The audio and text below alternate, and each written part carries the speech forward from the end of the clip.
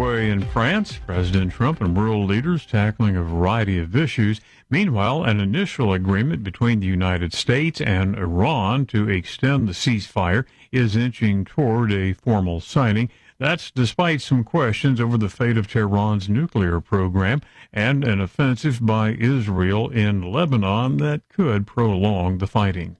California Governor Gavin Newsom responding to investigations that he says are being led by President Trump. Newsom is accusing the Trump administration of targeting him for political purposes as he weighs a presidential bid. Newsom says in a video posted on X that in recent days, federal agents have knocked on the doors of his friends and former employees and have asked for records. In the video, Newsom tells his wife that he loves her. You have not earned a single one of the indignities that he's trying to inflict on you and our children. Newsom also has a message for President Donald Trump. Mr. President, come after me. I'm not going anywhere, and the country is watching. I'm Lisa Dwyer. Military plane crash in California Monday. A B-52 bomber crashed shortly after takeoff at Edwards Air Force Base Monday in Southern California's Mojave Desert.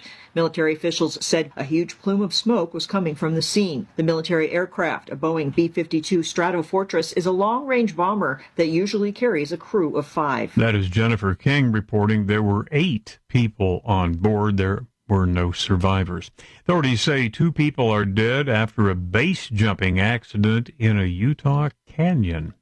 And Russia sending more drones and missiles into Ukraine overnight. 11 people have been killed, 53 wounded, many of them civilians. More on these stories, townhall.com.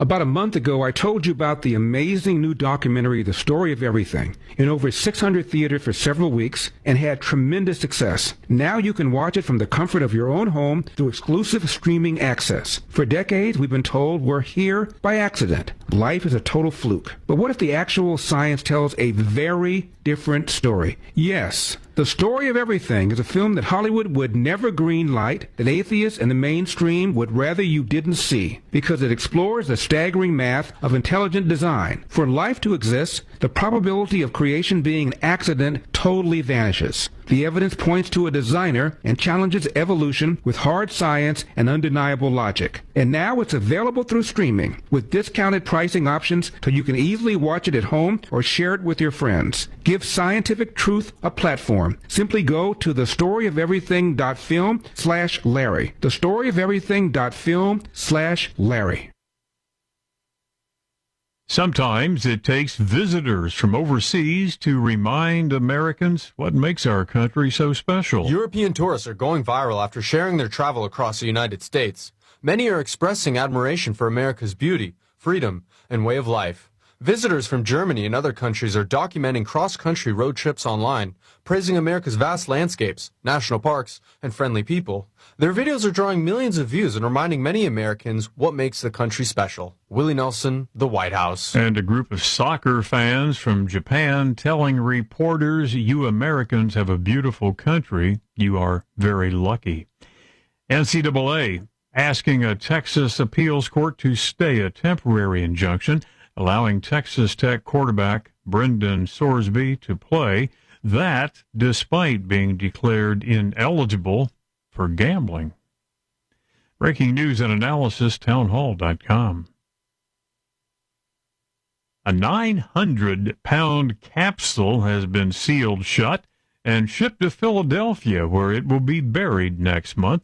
Rich Thomason explains. The 2016 law creating the nonpartisan America 250 Commission mandated creation of a time capsule to be buried on July 4th, 2026, and opened 250 years later. The capsule was built with careful attention paid to making sure it will be watertight and airtight. It includes submissions from the 3 branches of the federal government, all 50 states, the 5 U.S. territories, and the District of Columbia. Rich Thomason, Washington. Prime Minister Keir Starmer now says Britain is making big changes when it comes to minors and the internet. The government in London banning children under 16 now from using social media apps like TikTok and YouTube. More on these stories, townhall.com. It's finally here, our second annual mega sale. This sale only comes around once a year, so take advantage of the best offers ever while you can. For example, save 50% on our Giza Dream bed sheets as low as $29.98. And for the first time ever on TV, MyPillow mattresses and MyPillow mattress toppers as low as $99.98. And you save 50% on our Lux Pure 6-piece towel sets. Regular $69.98, now only $39.98. And our best-selling standard MyPillows, regular $49.98, on sale for $17.98. Wait on it, mega sale only $14.98. But wait, there's more. To make the mega sale even more special, when you order right now, your order's gonna ship absolutely free. To take advantage of the second annual mega sale, go to MyPillow.com or call 800-854-0504 and use promo code Godzilla. Trouble concentrating or recalling information is frustrating, embarrassing, and kills productivity. Nutrition company Healthy Cell created Focus and Recall to boost your brain power. Unlike other supplements that don't work, Focus and Recall is not a pill. It's a gel you swallow with ultra absorption of science-backed ingredients to help you immediately sharpen focus, concentrate longer, and strengthen recall. Go to healthycell.com and use code Godzilla for 20% off your first order. Risk-free. Love it or your money back. Guaranteed. Healthycell.com. Code Godzilla. Folks, this is Crom Carmichael, CEO of Solti. I have recently turned 77 years old. I do not take prescription drugs. I have not had to take prescription drugs, and I attribute a lot of my good health to a product that I've been taking, which is the active ingredient in Solti. It's a 22% concentration of theaflavin. We did clinical trials on it 25 years ago and found that it helped lower cholesterol. We have had many, many hundreds of letters and emails from customers telling us how it has helped them not only manage their cholesterol, but lower their triglycerides and help them on their blood pressure. And I can't tell you how much I attribute to Solti for my good health at age 77. And I encourage you to go to GodzillaHeart.com. That's GodzillaHeart.com. And use the code Godzilla at checkout, and you'll get a 50% off on your initial shipment of Solti. And I promise you it will be a great help for your heart health. Thanks so much. Hey folks, Al Green here for SatPhone. When you're on the go, you want to know you're connected. If it's a family vacation or an off-the-grid escape to a remote destination, having reliable communication helps you feel safe and secure. You can't afford to find yourself in a dead zone. That's why you need SatPhone. SatPhones are reliable, durable, and give you global coverage. If you can get outside, you can get in touch. It's that simple. Make calls from your SatPhone to any regular cell phone in the United States. The phones are $1,500 value, but you can get yours free. Just sign up for a 15-month plan, $94.95 a month. Get 150 minutes monthly that roll to the next month. Go 3 months without using them, that's fine. Yes, 3 months, 450 minutes, all yours. Visit SAT123.com or call 855-980-5830. SAT123.com, 855-980-5830. Get surety and security with your SatPhone. Call now. Washington is wasting $500 million every year on a federal supervision system that doesn't work. Probation officers are overwhelmed. Resources are going to people who pose zero threat, while actual dangerous individuals slip through the cracks. The Safer Supervision Act stops the waste and refocuses every dollar on protecting families from harm. President Trump's own pollster found about 80% of Trump voters want this fixed. It's time for Congress to get this done. Stop the waste. Protect our communities. Visit safersupervision.com. Paid for by the Reform Action Fund.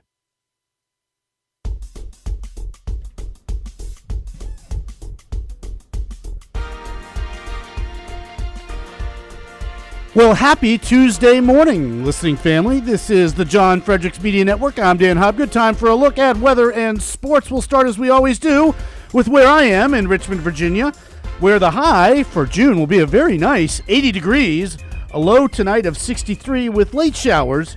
Right now the temperature in the River City is 58 degrees. Squirrels on the road this week in Tidewater against Chesapeake. Moving on to D.C. Well, the Nats topped the Royals on the first day of Washington's quasi-bye. The break continues tonight at 6:45 p.m. In the meantime, a high in Washington of 82 degrees, a low tonight of 63, also with late showers. Right now, the temperature is a very pleasant 62 degrees in the nation's capital. Well, Atlanta The Braves will start a homestand tonight against the Giants at 7:15 p.m. In the meantime, you'll have a high today of just 72. Going to be stormy. Storminess tonight could also get in the way of the game. Low of 67. Right now, the temperature is 71 degrees in Georgia. Nashville, you're looking at a high today of 85. I think that's the high across the listening network here. A low tonight of 65 with possible storms. Right now, the temperature in Middle Tennessee is 64 degrees. Philadelphia, you're looking at a high today of 80, a low tonight of 62. Right now, the temperature is also 62 degrees. And what can I say? The Buccos can't beat the Marlins, but the Phillies sure can. 7-0 last night. First pitch between the two teams tonight at 6:40. Morgantown, you're looking at a rematch against Troy for the Mountaineers at the College World Series this afternoon. First pitch at 2. A high in the meantime back here in West Virginia, 77 degrees. A low tonight of 60 with late showers. Right now, the temperature in, by God, West Virginia is 52. Pittsburgh, well, the Mega Maids get destroyed in California courtesy of the A's, 11-2. So that's good news.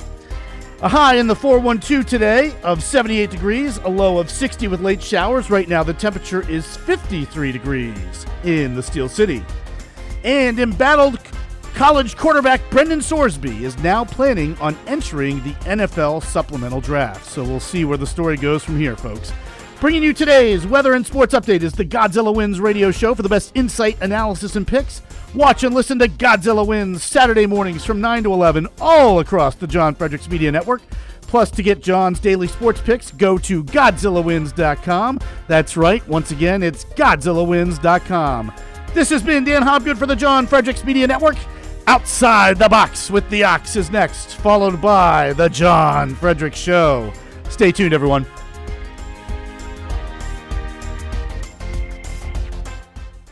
The good news is most Minnesotans don't have negative opinions about Republican candidates for statewide office this year. The bad news, most have never even heard of any of them. Larry Kroger, this is my roommate, Kent Dorfman. Hi there, fellas. Like to meet Ken and Lonnie.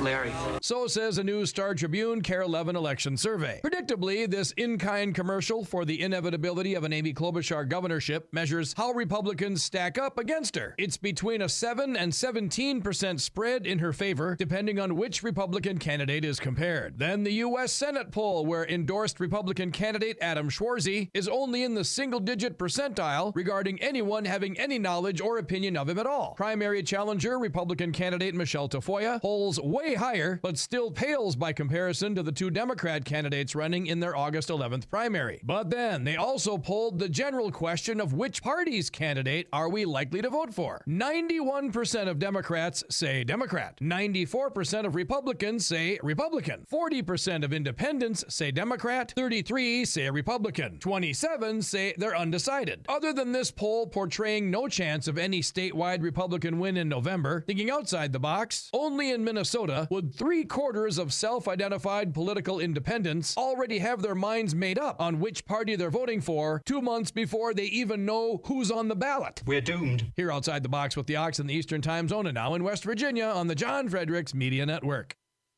John Fredericks. It is the most egregious thing I've seen in a lifetime. President Trump. The whole thing is ridiculous. When politics start getting wild. They want to have every single thing that you don't want. Raise taxes, men and women's sports. They're going to open up their border. Trump hits the speed dial. Thank you for calling in on such short notice. You came first, John. Wake up with the John Fredericks Show weekday morning, 6 Eastern, 5 Central on JFMN.TV, the massive J-Fred radio network, and all across the socials. You came first, John. Thank you very much, and you do a great job.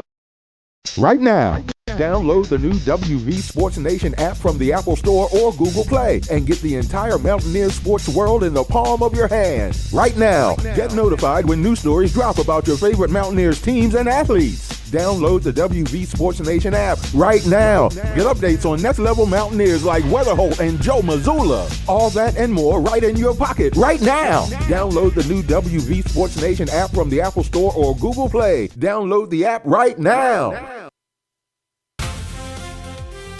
Live from the studios of the John Fredericks Media Network, it's the John Fredericks Show. Grab yourself a cup of 1775 coffee, sit back, and get ready for the best 4 hours of talk in the universe. To be part of the show, just call our toll-free number, 888 480-5646. And now, here's the Godzilla of truth, the Oracle of the Deplorables, the man who trucks the truth from coast to coast, John Fredericks.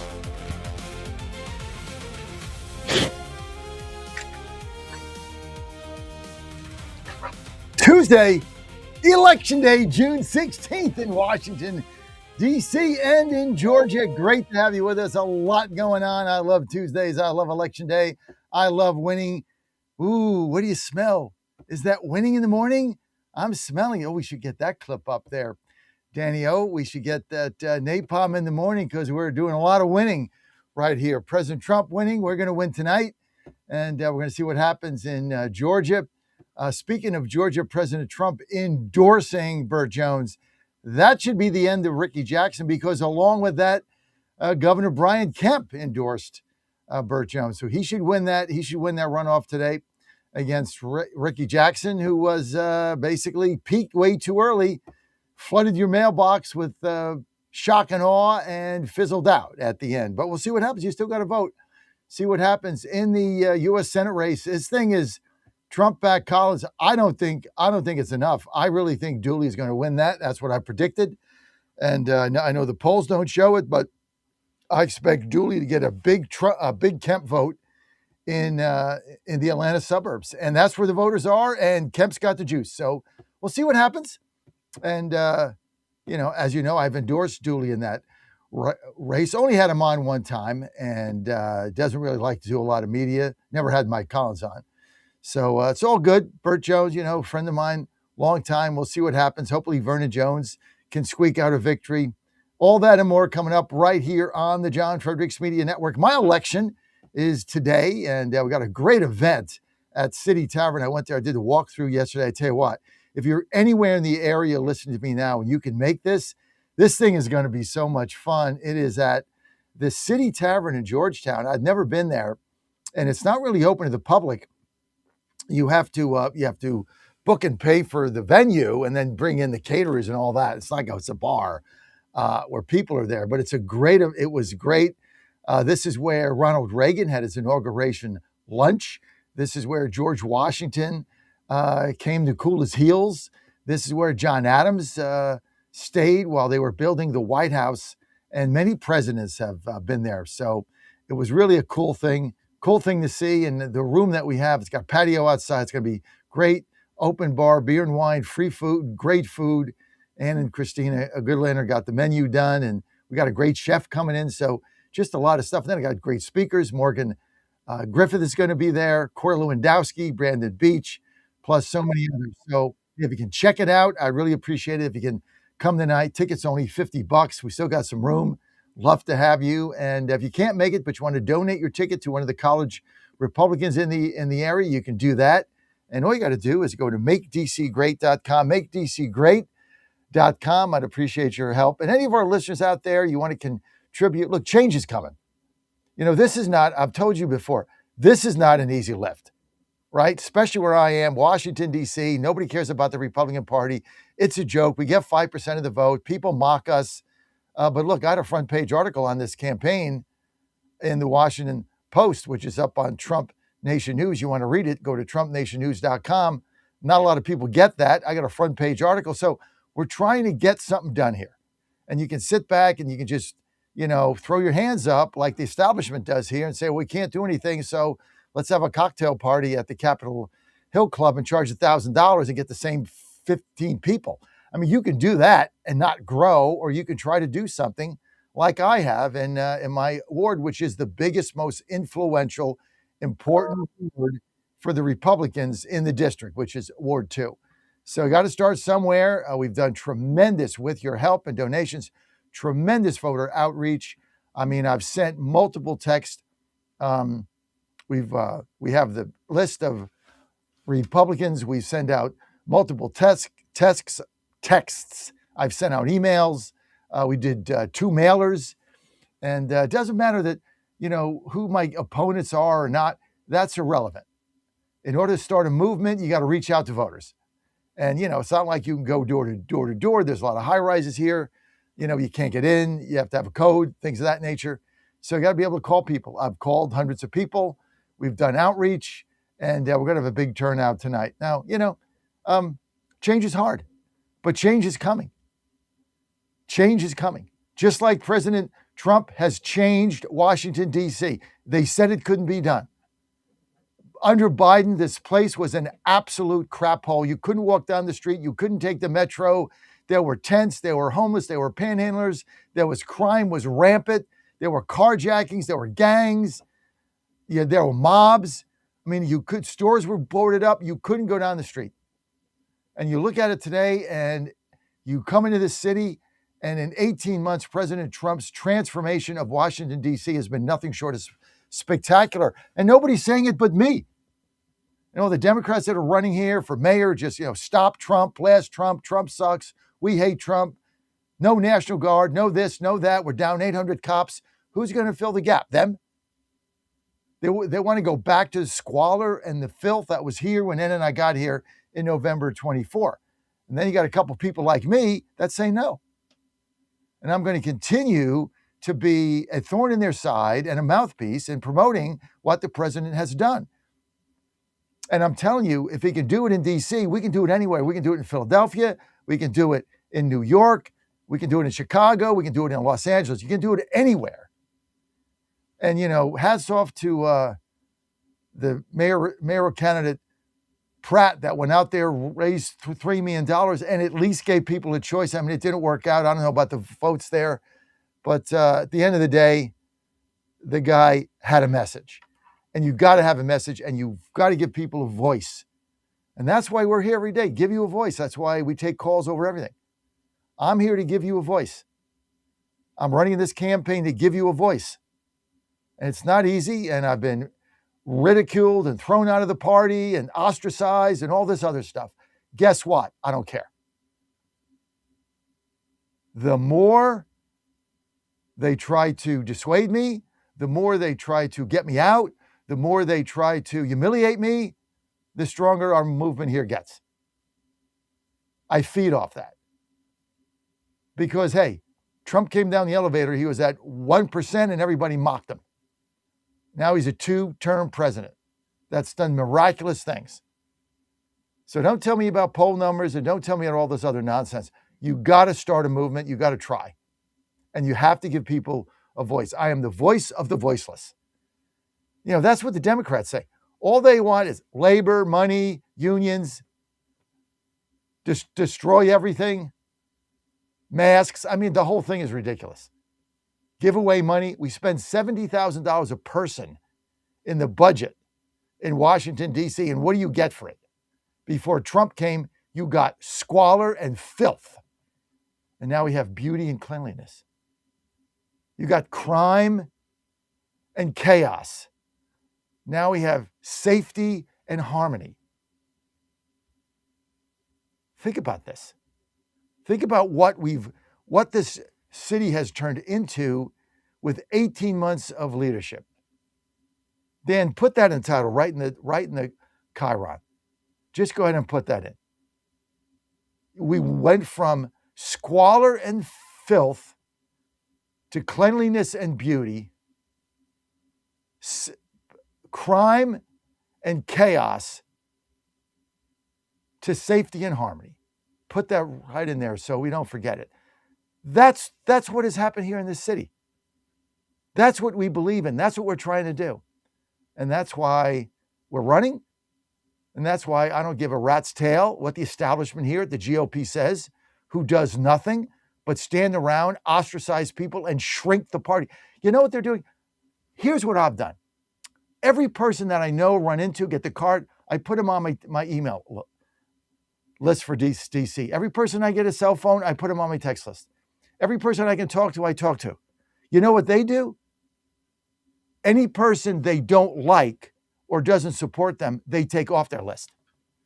So I'm trying to grow the party while they're systematically shrinking it to a handful of people that elect them as chairman. I mean, that's the difference. You want to shrink it or you want to grow it? You want to stand for something? I don't even know what their vision is. I don't even know what they stand for. I don't even know what their objectives are. I have no idea what the establishment of this party in D.C. does. I have no idea. And I was on the executive committee and I asked those questions. What's your vision? What's our goals? They cut my mic off and threw me out. You want that? Fine. Can't help you. You want the leadership that President Trump has brought to Washington, D.C.? Then you vote for me on June 16th, which is today. And you support my campaign because we're not done here. This is a toehold. That's all it is, of which we grow from here. Somebody's got to do it. And I'm doing it. And so is Ann. And shout out to my political director, Christina Goodlander, who's done a super job. So you want to donate to our campaign? Now's the time. Everybody in my 6 o'clock audience should donate to my campaign. Doesn't matter if it's $10. Doesn't matter. It's the inspiration you give me by saying, hey, we care. Hey, thanks. Hey, you know what? We're in this together. Just go to makedcgreat.com, makedcgreat.com, makedcgreat.com, makedcgreat.com, and you're good to go. Dan, I want to thank you, and let's go. Let's go to a quick word from our sponsors. Dan, I'll be right back. In 2008, the amount of concentrated time people could spend on a task without becoming distracted was 12 seconds. 5 years later, it was only 8 seconds, 1 second less than a goldfish. If you're often distracted or have trouble recalling information, you're likely to fall behind in the demanding, fast-paced 21st century. In other words, brain performance is more critical now than ever. Boost your brain power with Healthy Cells Focus Plus Recall. Science-backed nootropics to help you sharpen focus, concentrate longer, enhance recall, improve mental speed, learn rapidly, and be more alert. It's a pill-free brain supplement made with maximum absorption ingestible gel technology, designed to feed your brain at the cellular level. Take it for a test drive. Go to healthycell.com and use code GODZILLA for 20% off your first order of Focus Plus Recall. That's healthycell.com, code GODZILLA for 20% off. 1775 Coffee is giving away free starter kits. Try the dark or medium roast coffee with longevity blend, an infused blend with anti-aging calcium alpha-ketoglutarate, which has been clinically proven to reduce biological age. When you purchase the first 2 bags, you'll receive a free 1775 starter kit, including a third 16-ounce bag of coffee, a matte black tumbler, a frother, a gold scoop, or a reusable K-cup filter. Just order now at 1775coffee.com/Godzilla and claim your free 1775 starter kit while supplies last. John Fredericks, America's Godzilla of Truth. He knows state politics have impact everywhere, so now he goes national at 9, hitting all the hot spots that are about to blow. Monday, it's the Pennsylvania Posse. Tuesday, get the Texas Truth. Wednesday, the Peach Crew dishes Georgia. Thursday, it's the DC Dispatch. And Friday, the Virginia Gang is in the studio. Every day at 9, John lets the spotlight shine. It's local, it's national, it's everything. The John Fredericks Show, weekday morning, 6 Eastern, 5 Central, right here. He's the voice of Virginia. No, you can't. You have one of the worst voices I've ever heard in my life. And the commander of common sense. Fire at will, Commander. Now back to the John Fredericks Show. All right. Hey, it's good to have you back. Hope you like my backdrop. Well, Mountaineers today, elimination game, baby. Let's go.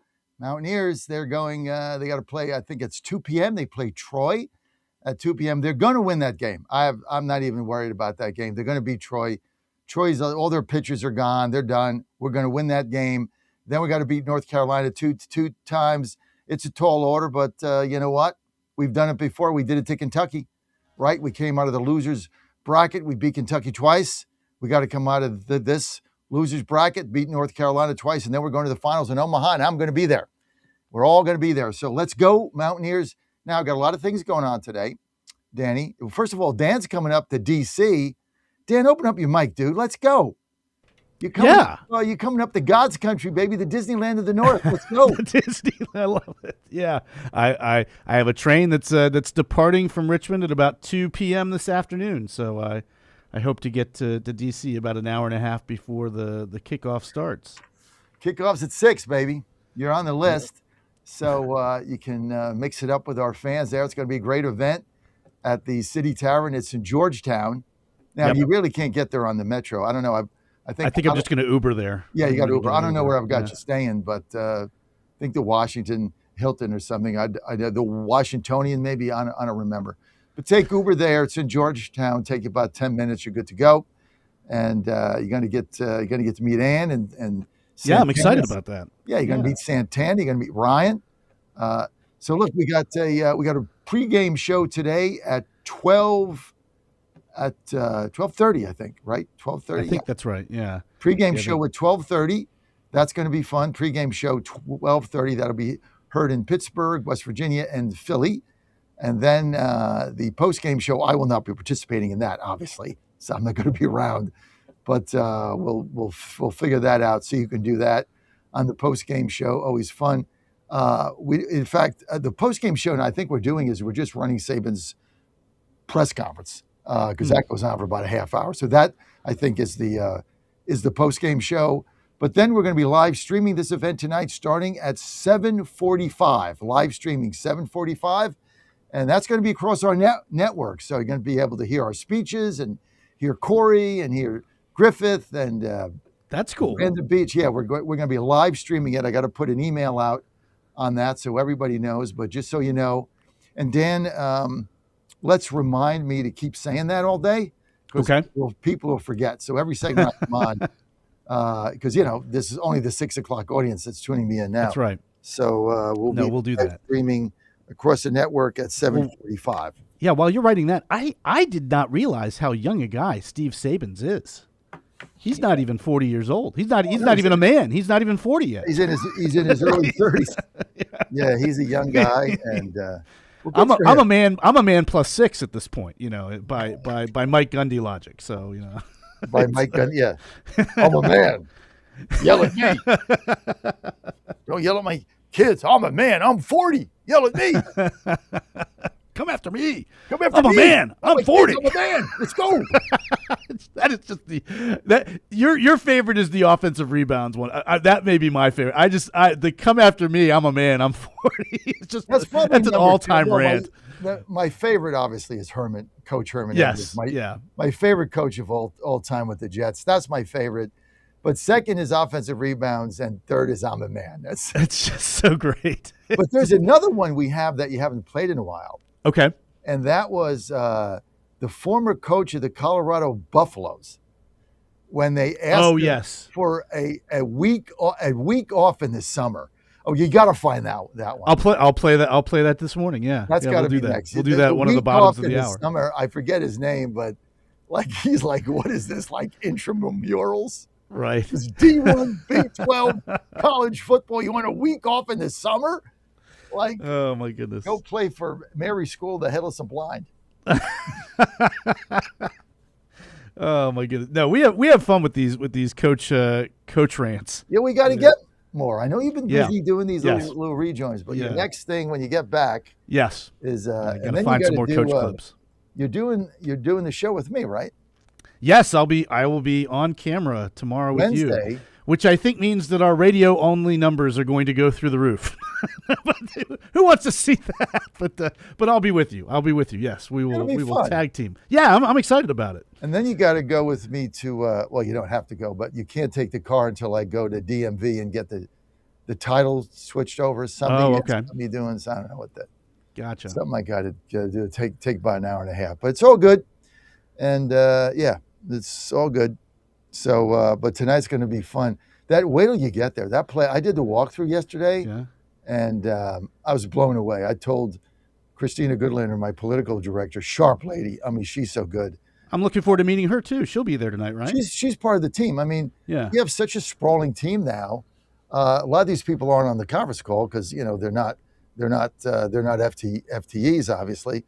But for those that don't know, that's full-time status.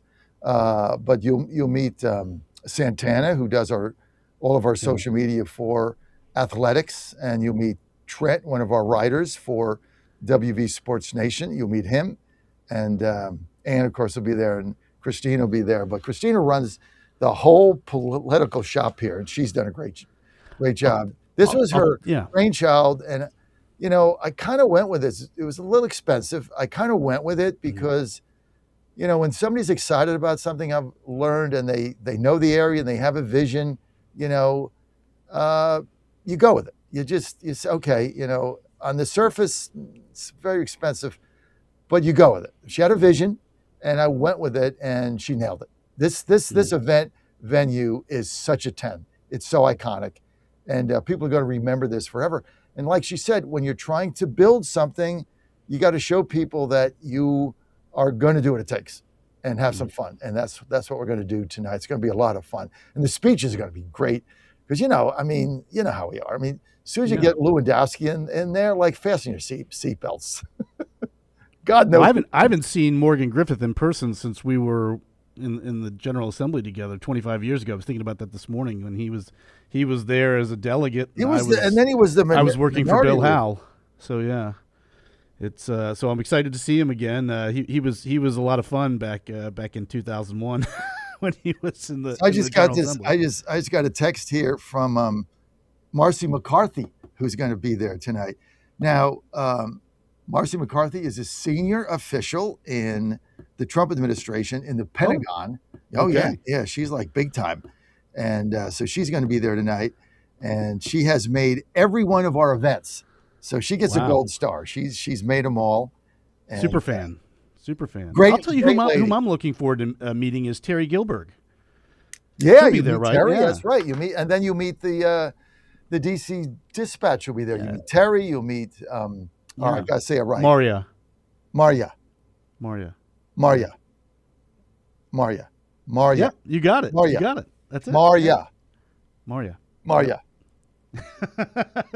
This will be the show for the rest of the morning. We'll just be reciting Maria to each other back and forth. What compelling radio. I got the pronunciation, whatever you call it, written on my whiteboard right in front of me. I still can't say it. Maria. I did figure out Oliverio, though. Okay. Figured that out. He's on today. Oliverio. I got that written down. You know how you do the pronunciation or whatever? Sure. Yeah. Now, and I write it to you in the chat, too. I try to do that before these segments. Like, Maria. Hey, did you find, you know what? I didn't write down, I didn't write down McCullough's email. Did you find that?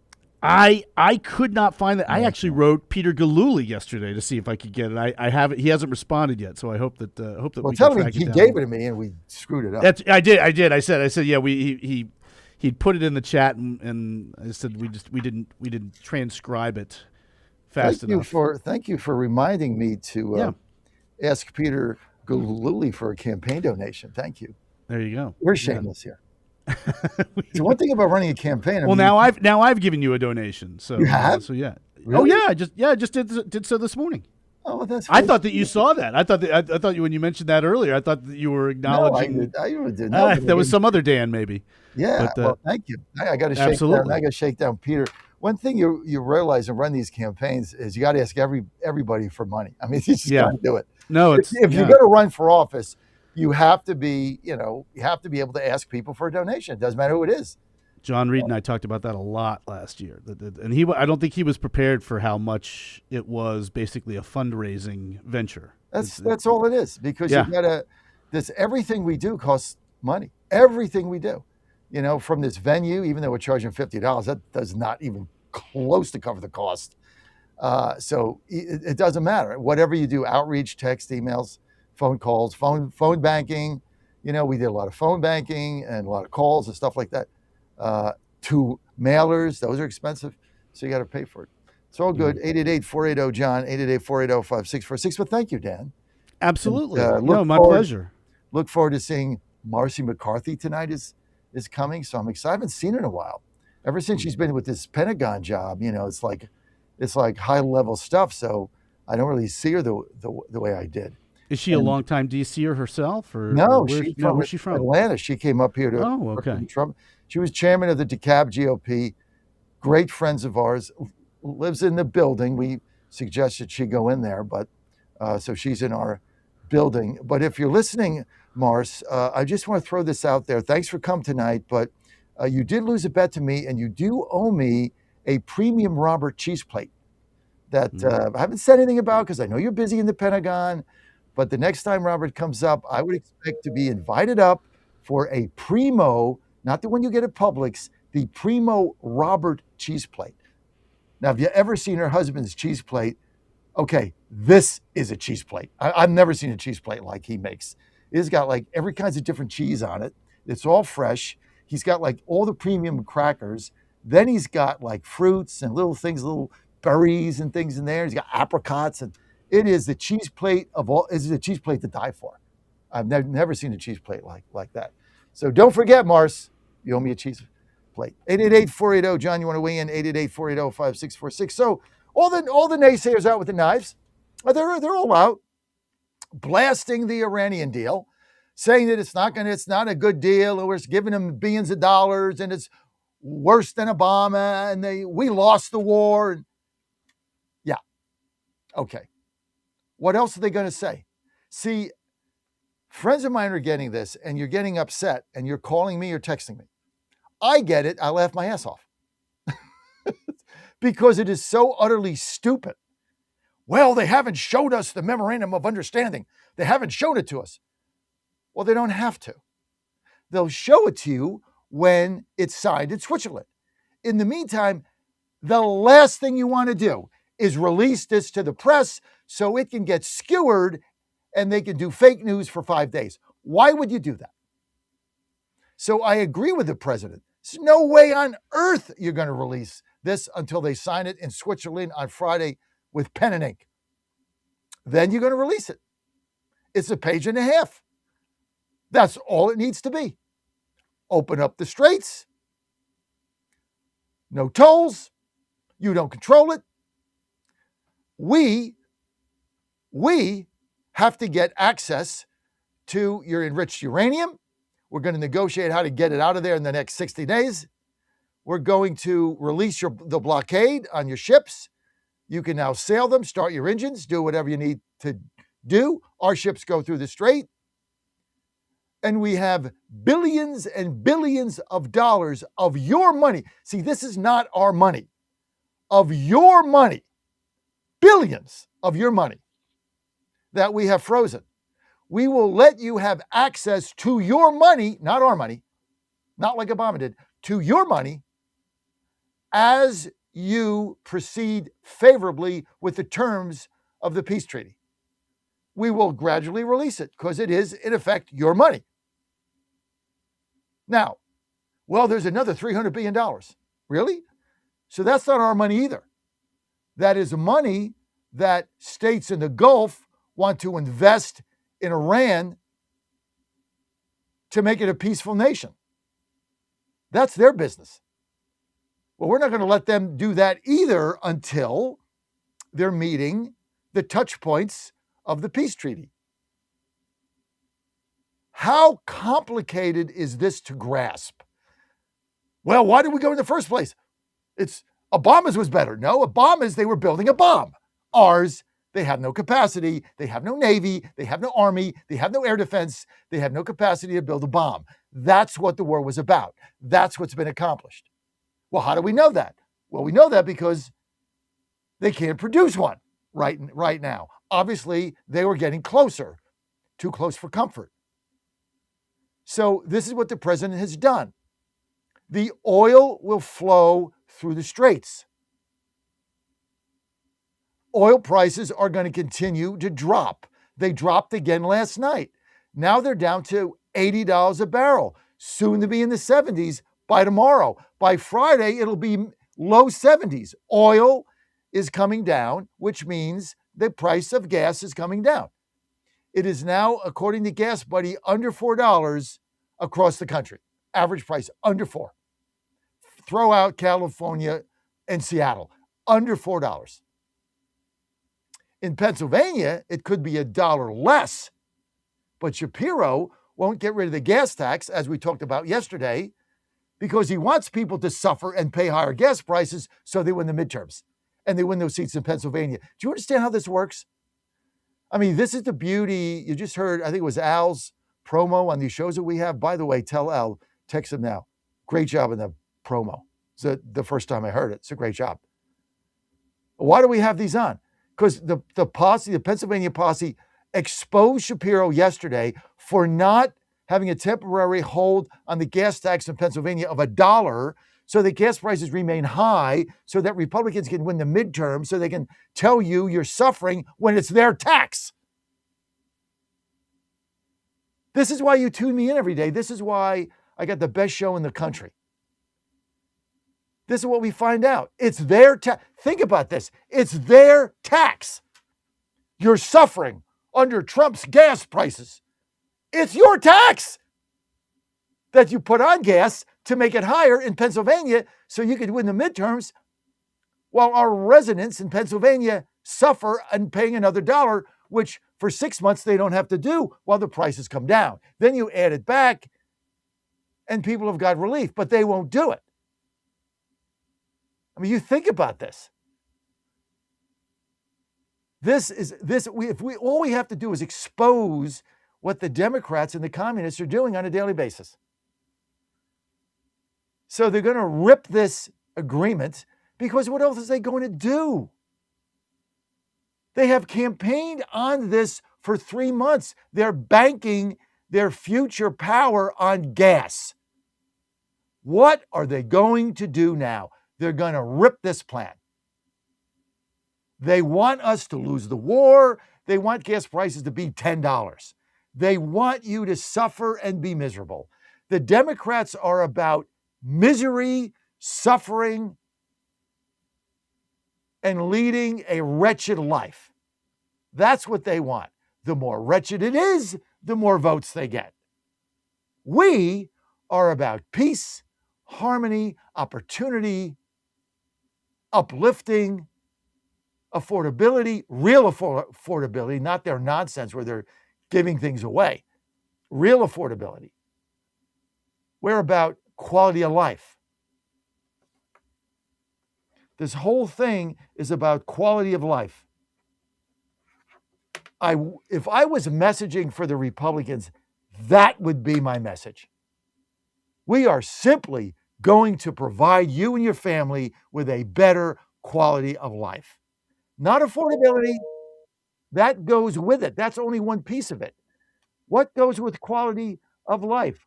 Affordability, safety, cleanliness, peace, harmony, opportunity.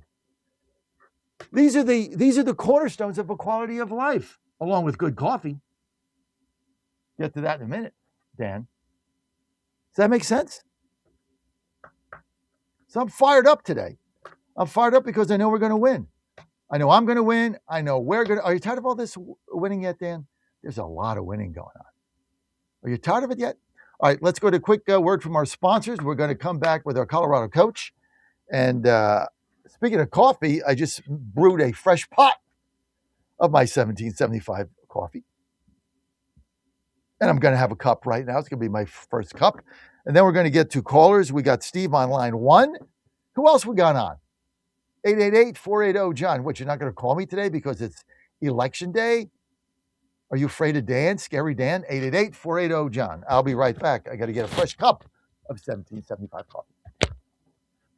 Ponder this. Have you ever been so hungry that not only is your stomach growling, but you become lightheaded and shaky? Your blood sugar has hit an all-time low. It seems that when this occurs, no amount of food can satisfy this type of hunger. When hunger reaches this level, your normally nice personality may become agitated, impatient, or even angry. You need food and you need it fast. Did you know that our souls need daily nourishment as well? A hungry soul might be inclined to give into temptations and commit sin without a care about its eternal destiny. When we let our souls grow hungry, we must feed them with prayers, recollection, and sacred scripture. Catholics in the state of grace have the additional benefit of access to feeding our souls with a heavenly food. Only in the Catholic Church is Jesus truly present in every worthy reception of Holy Communion. He is the bread of life. His words, "Come and see." I'm Susie Kelly and I am passionately Catholic. What if you had a plan to build income outside your job? At Lifestyles Unlimited, you'll learn how people are investing in real estate to grow their income. and make smarter financial choices one property at a time. Right now, join us for just $297. That's a savings of $443 off our real estate education program. Text RADIO to 88007. That's RADIO to 88007. Presented by Lifestyles Unlimited. Hey folks, John Fredericks here with my wife Ann. We're in Washington, D.C. in Farragut Square, right outside of Farragut North Metro. I'm your candidate for Ward 2 Chairman, DC GOP. Hope you vote for me on June 16th or send your ballot early. Why am I running? Right here on the Metro. I'm here with my wife Ann. When we got to Washington, D.C. in November of 2024, I wouldn't let my wife ride the Metro, not without me there, certainly not at night, no way. One time she goes on, she's accosted, there's panhandlers, can't do it, right? 18 months later, let me tell you what leadership has done. We ride the Metro everywhere, every day. It's safe, it's secure, it's clean. We go on the Metro everywhere. I can't remember the last time we drove a car. We've also gone on the buses. They're safe. This is what leadership is about. This is what President Trump has done in Washington, D.C. In 18 months, we went from never being able to ride the Metro to now here we are riding it every single day, as so many people have come up to us. When you see the National Guard people, they've made this city so much safer. Our cops have made it safer. The Metro police are fantastic. The Park police, we have to support our blue and support our Metro. Now, the bottom line is we have a choice. We can live in squalor and filth and crime and dirty metros, and you can't ride it, people jumping turnstiles, or we can live in peace and harmony with safety and cleanliness. And that is what we've done here. That is what President Trump's done. And as your Ward 2 chairman, I am going to continue to fight for you every single day to make sure that our ward and our city is clean, it's safe, and it's beautiful. This is my wife, Ann Fredericks. I'm John Fredericks, candidate, chairman, DC GOP, Ward 2. This message has been paid for by Fredericks for chairman. Don't forget to vote. He's the voice of Virginia. No, you can't. You have one of the worst voices I've ever heard in my life. And the commander of common sense. Fire at will, Commander. Now back to the John Fredericks Show. Well, it's great to have you back here in the John Fredericks Media Network. I am your Godzilla of the truth in America, your oracle of the deplorables. Hey, thanks for being with us today. We're fired up. Let's get to the phone lines. President Trump, man, I love this deal. Gas prices are coming down. They're coming down, and they come down. They're going to come down again. Affordability, quality of life, baby. We're going to win the midterms. I don't agree with Mr. Bannon. I like Steve, love him to death. I don't agree with him. He says we're going to lose the House, 40 seats. We're going to lose the Senate. Doom and gloom. I get where he's coming from. I respect him. I don't agree with him. I respectfully disagree. That's it. Great guy. Love War Room, all good, don't agree with him. And I can do that without anybody, let's get off the chats and stop calling me a rhino. I believe we're going to win. He doesn't. Okay, so what? We can agree to disagree and still be great friends. It's all good. We have to learn in our movement to disagree and still be friends. Not we disagree with somebody and then they're vilified. That's not how you grow a movement. We got to think about post-Trump. What is this movement going to look like post-President Trump? What is MAGA 2.0 going to look like? And constant infighting because somebody disagrees with somebody else is not going to help us move forward. We need to grow, not shrink. We need to expand, not contract. Phone lines. Okay, well, let's get to Amy in Wilmington, line 2. Amy, hey, thanks for the donation, Amy. You're welcome. You're welcome. I see something very different here on a daily basis in Delaware, and I'm speaking from a point of being a senior citizen. For a lot of those seniors, this happened too late. They, between prices of groceries going up for over a year now, and the gas, they're out of savings, like next week. It doesn't matter how much gas goes down. A lot of them are behind in rent, are in foreclosure on their homes. I think it's going to be very hard. And most of these people were voting Republican in the past. I think it's going to be really hard to convince them that the best is yet to come when they are only looking day to day. And a lot of people are in that situation, John. And I think it's going to be a tough haul. I think some people are just going to stay home, not vote for anybody because they're fed up that when they needed help, no one seemed to be there. And that's an undercurrent that I don't know if either party is taking into consideration for these elections. You're going to have the same problem with the farmers who never got their fertilizer for this year. They can order for next year if they're still in business. 'Cause a lot of them, this was the last straw. They could see, why should I go through this every year when I can sit in my butt and have a solar farm out there? I don't have to do anything and get paid thousands of dollars a year in rent, hundreds of thousands of dollars a year in rent in some cases. These people are going to be very hard to convince, period, to go to the polls.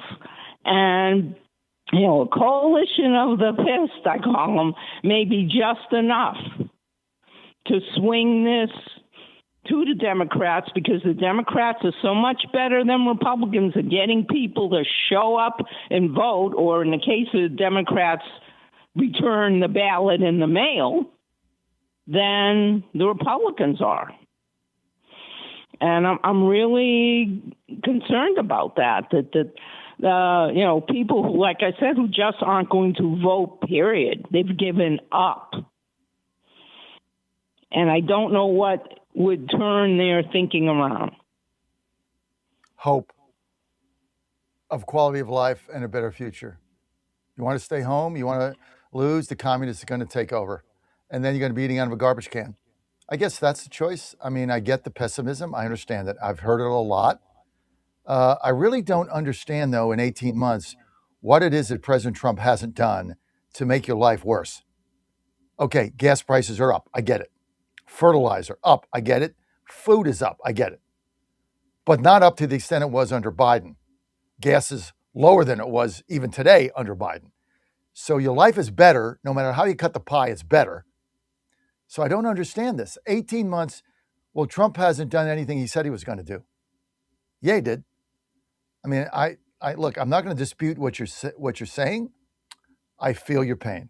I really do. I understand it. A lot of people feel the same way that you do. And you're right about ballots and boxes. I mean, I've told you ideology doesn't matter anymore. It's about three things: ballots, boxes, and maps. Get a better map, put a ballot in the box. That's it. That's all campaigning now is become. You saw it in Los Angeles, going around offering homeless people $5 to sign a ballot and vote for the candidate that the other person checked off. They didn't even know who's running. They didn't even know how they got the ballot. They get $5, sure. They'll pawn 2 cigarettes, whatever. I mean, this is what the country's turned into. This is why the SAVE Act has got to pass. But Amy, you're right. And you might very well be right. And Steve might be right. We might get shellacked. I don't understand what everybody is so upset with Trump about. I just don't get it. Okay, so he put his name on the Kennedy Center. Like what the hell? Who cares? Oh, he's, building a monument somewhere. Who cares? I mean, what did the guy do?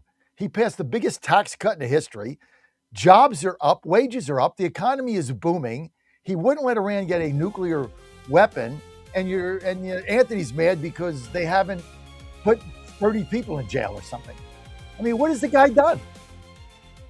But look, Amy, you might be right. You and Steve might be right. We might get shellacked, and I might come back on November 5th here with egg on my face. You all might be right. But I'm going to do everything that I can to make sure you're not right. I think I have more faith in the American people I don't have faith in the Democrats cheating, but I have faith. They blew out Kamala Harris.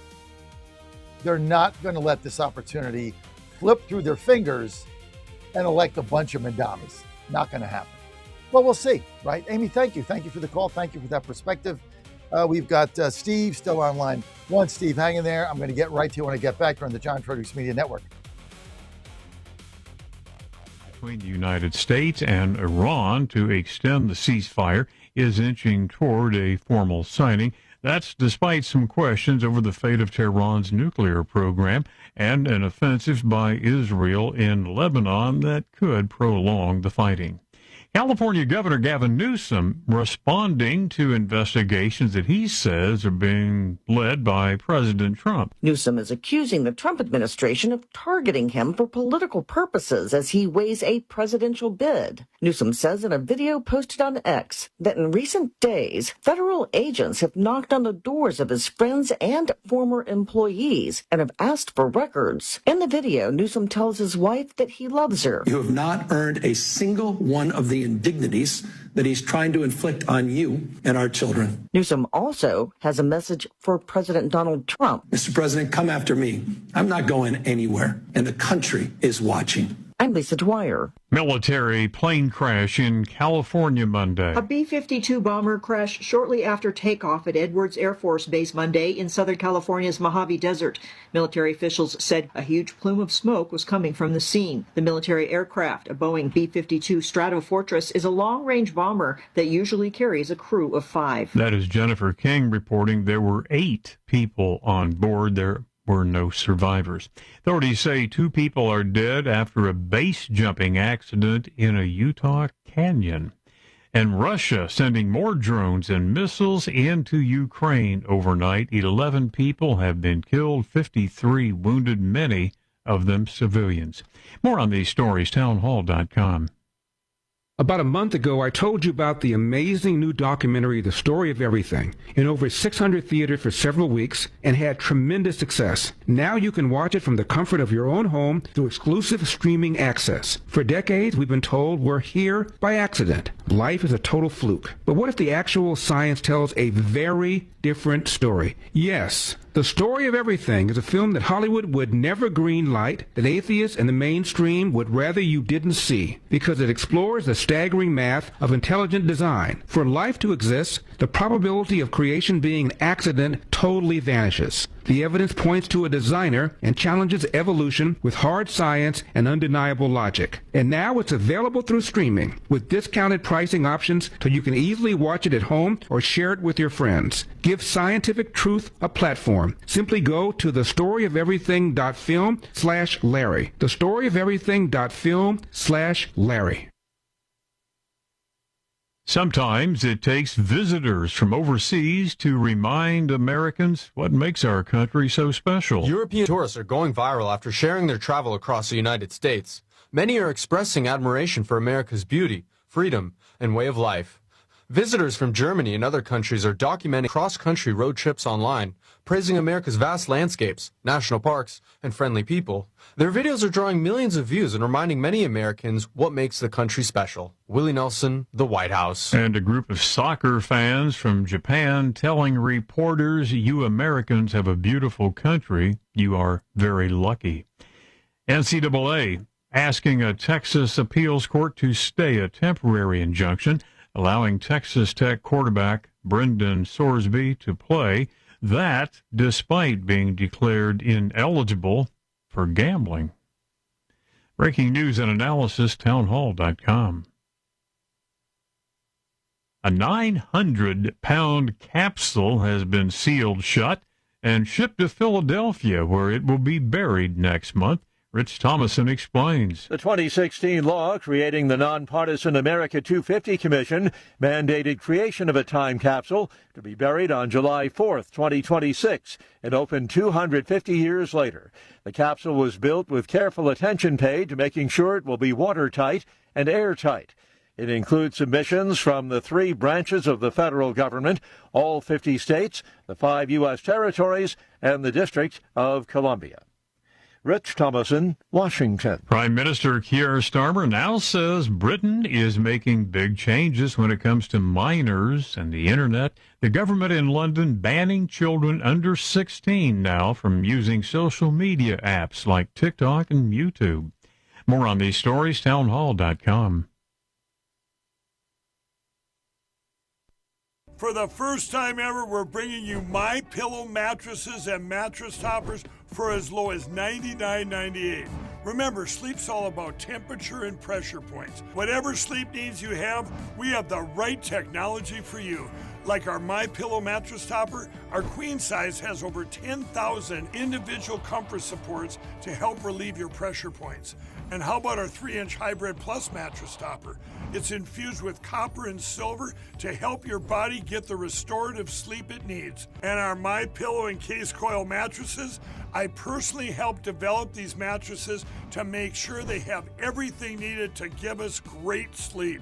Plus, they're made right here in the USA, and they ship right to your front door, absolutely free. Go to MyPillow.com or call 800-854-0504 and use promo code Godzilla to get MyPillow mattresses and toppers for as low as $99.98 and free shipping.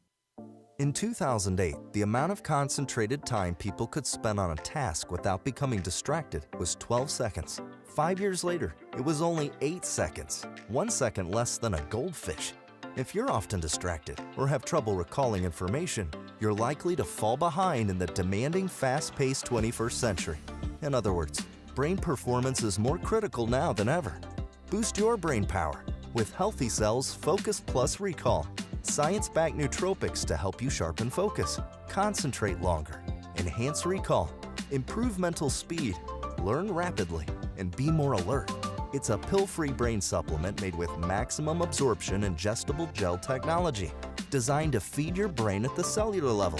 Take it for a test drive. Go to healthycell.com and use code GODZILLA for 20% off your first order of Focus Plus Recall. That's healthycell.com, code GODZILLA for 20% off.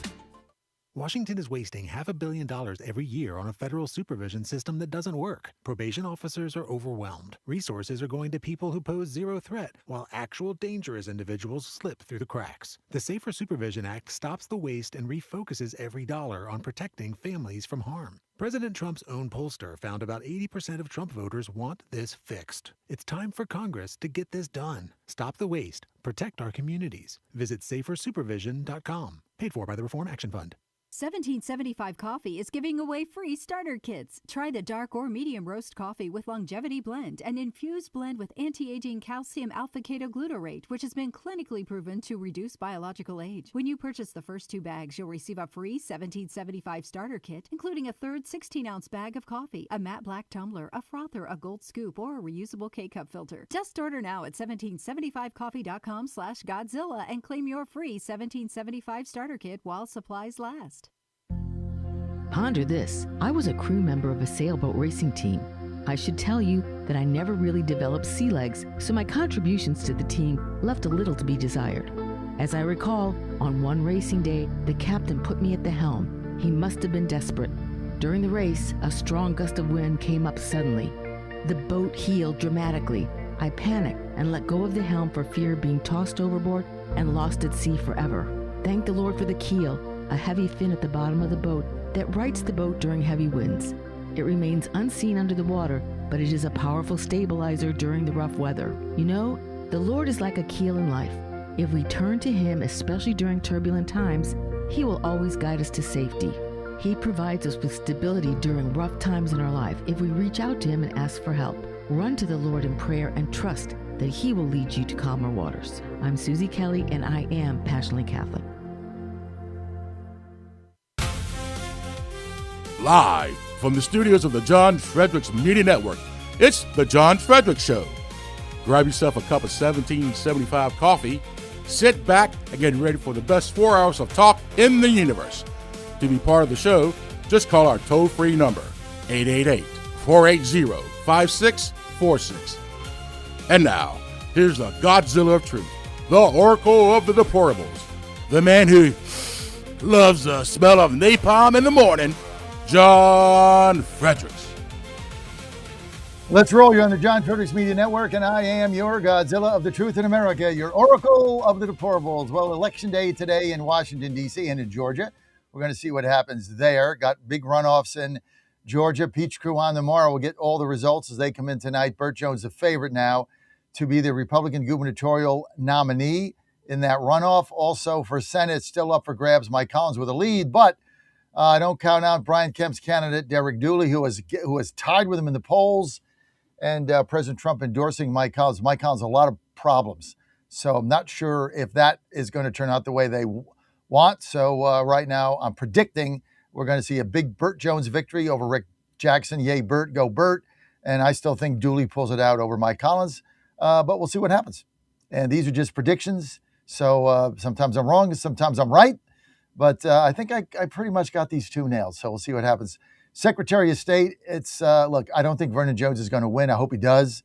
So I don't even want to predict that one because I want Vernon Jones to win so bad that I don't even want to predict it. But, you know, the whole establishment is lined up behind him. It's a sad situation. He'd be such a great Secretary of State. Hope you vote for him today. Don't forget my election also today, Washington, D.C., Ward 2 D.C. GOP chairman. And we got a great event tonight if you want to come. Just go to MakeDCGreat.com, MakeDCGreat.com. You can donate to me there. We got a lot of things going on. Lewandowski's going to be there, Morgan Griffith, Brandon Beach. And look, for my audience, I don't care if you donate $5, $10, $25, $50. I really appreciate it. And it's very inspiring that you guys are behind me in this race, and we're gonna win tonight, and then we're gonna get a toehold here, and we're going to try to build something in Washington, D.C. that hasn't been done. Trump has done it. He's revitalized this city like we talked about earlier. I want to keep that message out there, and I'm going to continue to do it. I want to thank some of my contributors, my donors. I want to thank Mark Hare in Chesapeake. Mark, thank you for your donation. Very nice of you. I want to thank William Trench, Williamsburg, Virginia. Thank you, William, for your generous donation. Thank you so much. Oh, I want to thank my executive producer, Dan Hobgood. Thank you, Dan. This is very nice of you. Dan chipping in the campaign. He's coming tonight. Also want to thank Steve in Orr, Stephen in Chesapeake, who's on the line. Stephen, thank you again for your donation, Steve. Really appreciate that. Want to thank Elliot Andler in Salem, New Hampshire. Elliot, thank you for that. Very nice of you, Elliot. Also, see, I got one other one that came in. I want to thank. I want to thank Larry in Washington, D.C. Larry, thank you. You are going to see it tonight. Looking forward to it. I want to thank Cyprian Ivanov in Washington, D.C. Cyprian, thank you, and I look forward to seeing you tonight. So if you want to donate to me, get your name read on air. We'd really appreciate it. Ann and I really appreciate this because it doesn't matter the amount. It's the spirit of it, and it means a lot to us because, being up here trying to do this can be a lonely battle. We've been thrown out of the party and ostracized and, bad things said about us, all because we're trying to do something. It's the problem with change. You want to upset the status quo. You want to do something, and then, you want to grow. They want to shrink. It's as simple as that. So you can help us out. Go to MakeDCGreat.com, MakeDCGreat.com, and we'd appreciate your donation there. Thank you. As we get out the vote today. Okay, let's go to the phone lines. We've got in a couple of minutes Jonathan Fahey coming up. Let's go to Steve from Virginia, line 1. Steve, you're live. Good morning, Chairman Fredericks. Thank you for taking my call. Thank you for the donation. And, you're very much welcome. I was happy that I was able to do something. And as you've seen from multiple donations, I think 26 is a good year. So right. Thank you. So that'll explain that part to you. But you were saying about Steve Bannon earlier and your disagreements with him and stuff, and I think what you were saying was very important for people to understand because disagreements can get heated and stuff. But I'm the youngest of 5, and I remember my mom very well telling us at times we can disagree without being disagreeable. So That's thank thank you. Within our movement, with this constant hate on both sides, I mean, it's not helpful. This is our movement. Not helpful. We agree on 90% of this stuff. Maybe we don't agree on Iran. Maybe we don't agree on Israel, right? Now, look, I'm going to carve out the conspiracy theorists and the clickbaiters, right? Alex Jones, Tucker Carlson, Candace Owens. I want nothing to do with any of them, okay? Never have, never will. But they represent a tiny fraction of clickbait nonsense. I'm talking about within our movement, whether it be Mark Levin, who's a friend of mine, or I don't agree with him on everything. And, whether it be Steve, I don't agree with Steve on, I don't think we're going to lose. But it doesn't mean we have to, go on Twitter and attack each other. It's not helpful. It doesn't build anything. All it does is shrink and contract and waste energy, right? I respect Steve's opinion a lot. Steve is a brilliant guy. On this matter of the midterms and who's going to win, I don't agree with him. I think Dooley is going to win in Georgia. A lot of people don't agree with me. It doesn't mean I'm evil. It's just this. That's who I think is going to win based on what Kemp has done there. That's all. We don't have to hate. We have to bring ourselves together. This constant infighting within our movement is just counterproductive. And look, I got to lead by example. And I try to do that. I try to lead my life and my kids by example. I'm not perfect, and I make a lot of mistakes. And if I could go back, I'm 68. If I go back to when I'm 18, there's about 10,000 things I wouldn't have done. But I can't change that. All those mistakes are made. They're in the books. The ERA is there. It's in the books. Can't change it. All I can do is change what I can do now at 68 going forward. That's all I can do. Impact the future. Can't change the past. You can learn from the past. You can't change it. So I agree with you, Steve. And this is why I don't even go on the Get or Chat anymore. Dan goes on it. Why? Because it's all hate. I say something you disagree with. You got caps in there, Fredericks is a rhino. Look, why are you tuning me in? You're tuning me in because I'm telling you the truth. You don't have to agree with me. I don't have to agree with you. I don't agree with Amy, who just called in. Amy's a donor. Thank you, Amy. Amy's been with me since I started 15 years ago. Doesn't mean we have to be nasty. And this is what I experience here in the Washington, D.C. GOP.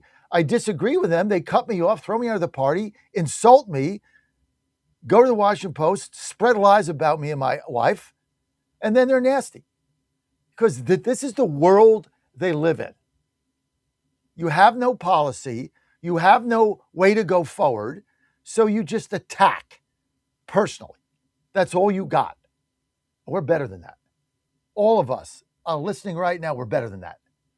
We don't have to agree on everything.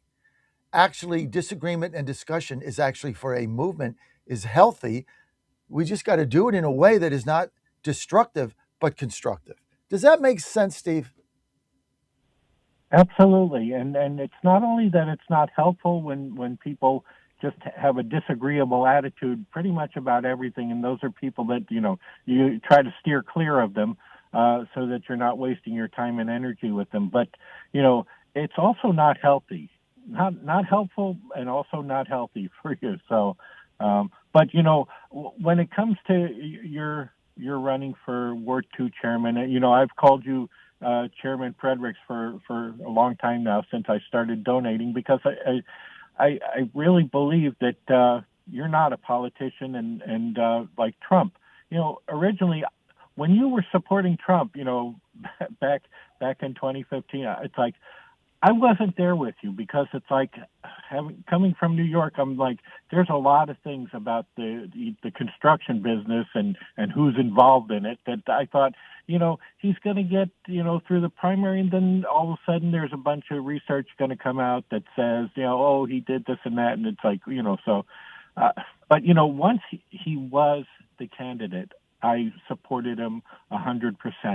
And because I believe that what you said, not only about him, but the things that, you were able to bring out about his candidacy and him not being a politician. And I would actually term him to be a statesman at this point, a 21st century statesman, not the classical sense of statesman, a statesman, but he's certainly a statesman of his own kind.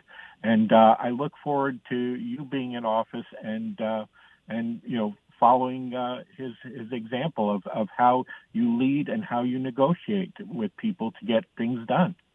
So I really appreciate your running and putting all your time and effort into this, because running a business and a show and all the other shows you're doing, it's like this is not conducive to a sedentary life, to say the least. Well, I want to thank you. Want to thank you for your unending support, Steve, and for your donations. And thank you also for calling in and sharing your thoughts with us. Thank you. Thank you, Steve. Appreciate it. I want to read one text here from Mike, one of my callers in, I think Mike's in Richmond. He says, John, I remember you and Bannon had a falling out over Bob Good, which was the start of your separation on the radio. You turned out right on that one, too. Like Trump, McGuire is so much better. Yeah, baby, let's go, John McGuire. You got that right. Don't you love it? Okay, let's get to, John Fahey. John from Fairfax, good to have you with us. Now, John, are you running for Commonwealth's attorney there, or had you run? We're not sure which. I had previously ran against Steve Descano in Fairfax in 2019 when he, came in as a Soros-backed candidate and won the election there. Right.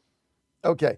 So, good to have you with us now. Thank you. Steve Descano is a complete and utter scourge on America, Virginia, Fairfax. I mean, the guy lets people out of jail right and left. Crime has gone up there. The guy is an absolute disaster. But, if he'll get reelected again in 27 with 80%. So I guess people in Fairfax, they like crime. They like illegals getting out of jail. They like putting their family at risk. It's fine with me. I don't live there. I don't go there. So I don't frankly give a rat's ass, but go ahead. Yeah, they make up for the poor quality services in schools with high taxes. It's insane that watching this county decline over the last, say, 10 or 20 years. And you look around the county and everything is declining, but the Democrats keep gaining more and more power, which is sort of what you see in a lot of the big cities. It's like, the Democrats underperform or don't perform at all, but always get reelected. And that's the new world of Fairfax County, which, probably not good long term, but that's the way it is right now. So tell me what you're up to now, John. I'm at a law firm, Holtzman Vogel, in DC, actually, and practicing law and doing some government affairs work. Wait a minute, Jonathan. Is this the Vogel law firm of Jill Vogel? This one? Absolutely, yes. Well, I love Jill Vogel and her family. Great lady, one of my favorite state senators ever, ran for lieutenant governor, and just an absolute gem, and infrequent participant on the Virginia gang, but I love Jill to death. And her daughter, Peyton Vogel, I think she ran the, what is she? She's doing something now. I forgot, but she's in DC. I should look her up. In fact, I should jot that down. Peyton Vogel. Anyway, what's on your mind? Well, I don't know if you all have been talking about Governor Spanberger's anti-ICE laws very much, but I think that it's important for people to sort of understand what the laws she signed are, how they're unconstitutional, how it's a political stunt, part of the Democrats, pro-illegal immigrant, anti-American agenda that is really designed, I think, just for political purposes. But she recently signed two bills. One was an anti-masking bill, preventing ICE agents from wearing masks. And the second one was basically attempting to rein in these 287G programs, which are programs in jails where the jail cooperates with ICE so they could turn over criminals to ICE to have them deported rather than having them released back in the streets of Virginia, and she thinks that's a bad idea. But the interesting thing about both of these laws, for your listeners that are following it, I know you're following it, is they're both clearly unconstitutional, and which just shows she is just signing these bills for the sole purpose of just sort of advancing her political standing, even though she knows these will go down to the court. So not only are these bills don't make a whole lot of sense, they're not even going to get through the courts. So it just shows she's wasting the taxpayers' time and money for her own political advancement and the party's political advancement to continually disparage, defame ICE and ICE agents. So I think that's really important for people to know, because the Democratic Party, they always put illegal aliens ahead of American citizens. We see it nationally, and now we're seeing it big time in Virginia. And what's the result of it? We get more crime, like in Fairfax County. They release illegal aliens who come out and kill people after they get released. But you also have all the other benefits, or that they, and I say that sarcastically, of overcrowded schools, overcrowded hospitals, all these drains on services. So it just shows how far left Virginia Democratic Party is. And I know you have Democrats on the show. I would love to just, if you ask them how they can explain how these laws are constitutional under the Supremacy Clause, because they can't even give a coherent answer on it. Well, what exactly can they give a coherent answer on, Jonathan? Yeah, there's not a whole lot these days, and it really is interesting. And you know Virginia well, and you've really, the last 10, 15 years, it's such a sea change, because the Virginia Democrats really were, in the sense, I would say, at least until the early 2000s, of really whatever the traditional moderate Democrats are. And now we are really vying to be, California of the East. And it's not a good thing. And if people here really look over to California, the one thing we don't get is their weather, but we're going to get all of their bad policies and high taxes. And what does that ultimately mean? Lower quality of life, worse education, everything gets worse, but the Democrats get more powerful. You know what? You look at Fairfax and you look at this guy, Descano, who was put in there with George Soros money. And I got the first election, maybe he duped people. But that was in 2019. Then you go to 2023, and all of the people he let out of jail, it was a revolving door. They couldn't convict anybody. Half the people he didn't even indict. And then he gets reelected again in a landslide in 23 by the people in Fairfax that his policies were negatively affecting their life. Explain that to me. Yeah, it really just shows the failure of sort of a one-party system. And here in Fairfax County, much like in Northern Virginia, Arlington, and Alexandria, you have one party controlling things, and they get farther and farther to the left. And no one, you need somebody within his party to stand up to it. And you're right, they've seen crime go up, and they've seen these horrific incidents where, I'm sure you've covered the Stephanie Minter case in, I think it was February, the woman murdered at the bus stop in Fairfax County, and her alleged killer had been arrested dozens of times. And if you look at sort of what happened to these arrests and their Fairfax County arrests, null pros after null pros after null pros. He even was being warned by the police department, where I'm sure you cover this, they sent this email saying somebody has to do something about this guy, or somebody is going to get stabbed again, or even worse. And we got even worse. And it just is so shameful, because, there's one thing to say, hey, if you're trying hard and you fail, we all can deal with that.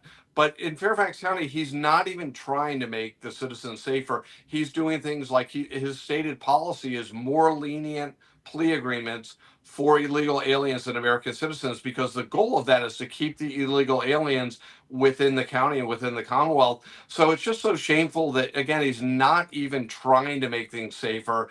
And the Virginia Democrats, they all know how bad he is, but they're afraid of him. And they're also afraid of, offending the left, the George Soros left, because if you cross them, you're done. And we've seen the Democrats basically purge moderates from the party nationwide. And if you look nationally, who do you have as a moderate Democrat? I would get, my opinion is, you take John Fetterman out of the party, which they're basically trying to excommunicate him anyway, and there's no moderate Democrats left. And you can't say that about our Virginia senators. They don't fall in the moderate lane anymore. I just, what what dumbfounds me is if you live in Fairfax, why you would vote for somebody who is going to have a continual negative impact on your safety and quality of life and that of your family. What is the thinking that goes in there? Let's see, it's election day today. I'm a left-wing Democrat. I wear 2 masks. I live in my gated community. I sip wine and cheese and caviar. I have my homeowners association. And once in a while I ride to Metro and put a sign up that says Trump sucks. And now I'm going to vote for this guy again so that he can let criminals out of jail, so that my daughter can get accosted and raped waiting for a bus. But it's okay because, they're illegals and they vote for us. I mean, what is the thinking that goes into this? Yeah, I think there's a lot of sort of this, that everyone talks about the virtue signaling, but it really is in their DNA. The Democrats love to impose consequences of horrible policies on other people, right? The people in McLean in the gated communities aren't as impacted, so they get to put the sign on, feel good about themselves, congratulate themselves for their virtue, and impose all the cost on the rest of the residents, and then call anyone that disagrees with them. They get to call them racist, whatever, xenophobe, all their, normal tricks. And it's just so shameful and so cynical because, if you're willing to live with your consequences, one thing, but if you're just simply dumping them on somebody else and then you get all the benefit from it, personally within your community, status wise, it's just such a shameful thing. And it's not just Virginia, you see it nationally. And, they put illegal aliens ahead of American citizens because they think that's their future within the state or the country. There you go. There you go. That's their future. That's their army. That's their future vote base. That's the key to their power. They can't win over Americans. They need illegals to vote for them. You nailed it. That's it. That's why they're here. That's why they're in Fairfax. You nailed it. Hey, Jonathan, people want to follow you. I got to go. Where do they go? John for Fairfax, JONFOR, spell normal spelling of Fairfax. You forgot the H in your name, John. Oh, no H. What? No H? No. John. All right. John with no H and John with an H. Together again. Hey, John, thanks for being here with us. Thank you. All right. We'll be right back with your calls. 888-480-JOHN. In other words, brain performance is more critical now than ever. Boost your brain power with Healthy Cell's Focus Plus Recall. Science-backed nootropics to help you sharpen focus, concentrate longer, enhance recall, improve mental speed, learn rapidly, and be more alert. It's a pill-free brain supplement made with maximum absorption ingestible gel technology, designed to feed your brain at the cellular level. Take it for a test drive. Go to healthycell.com and use code GODZILLA for 20% off your first order of Focus Plus Recall. That's healthycell.com, code GODZILLA for 20% off.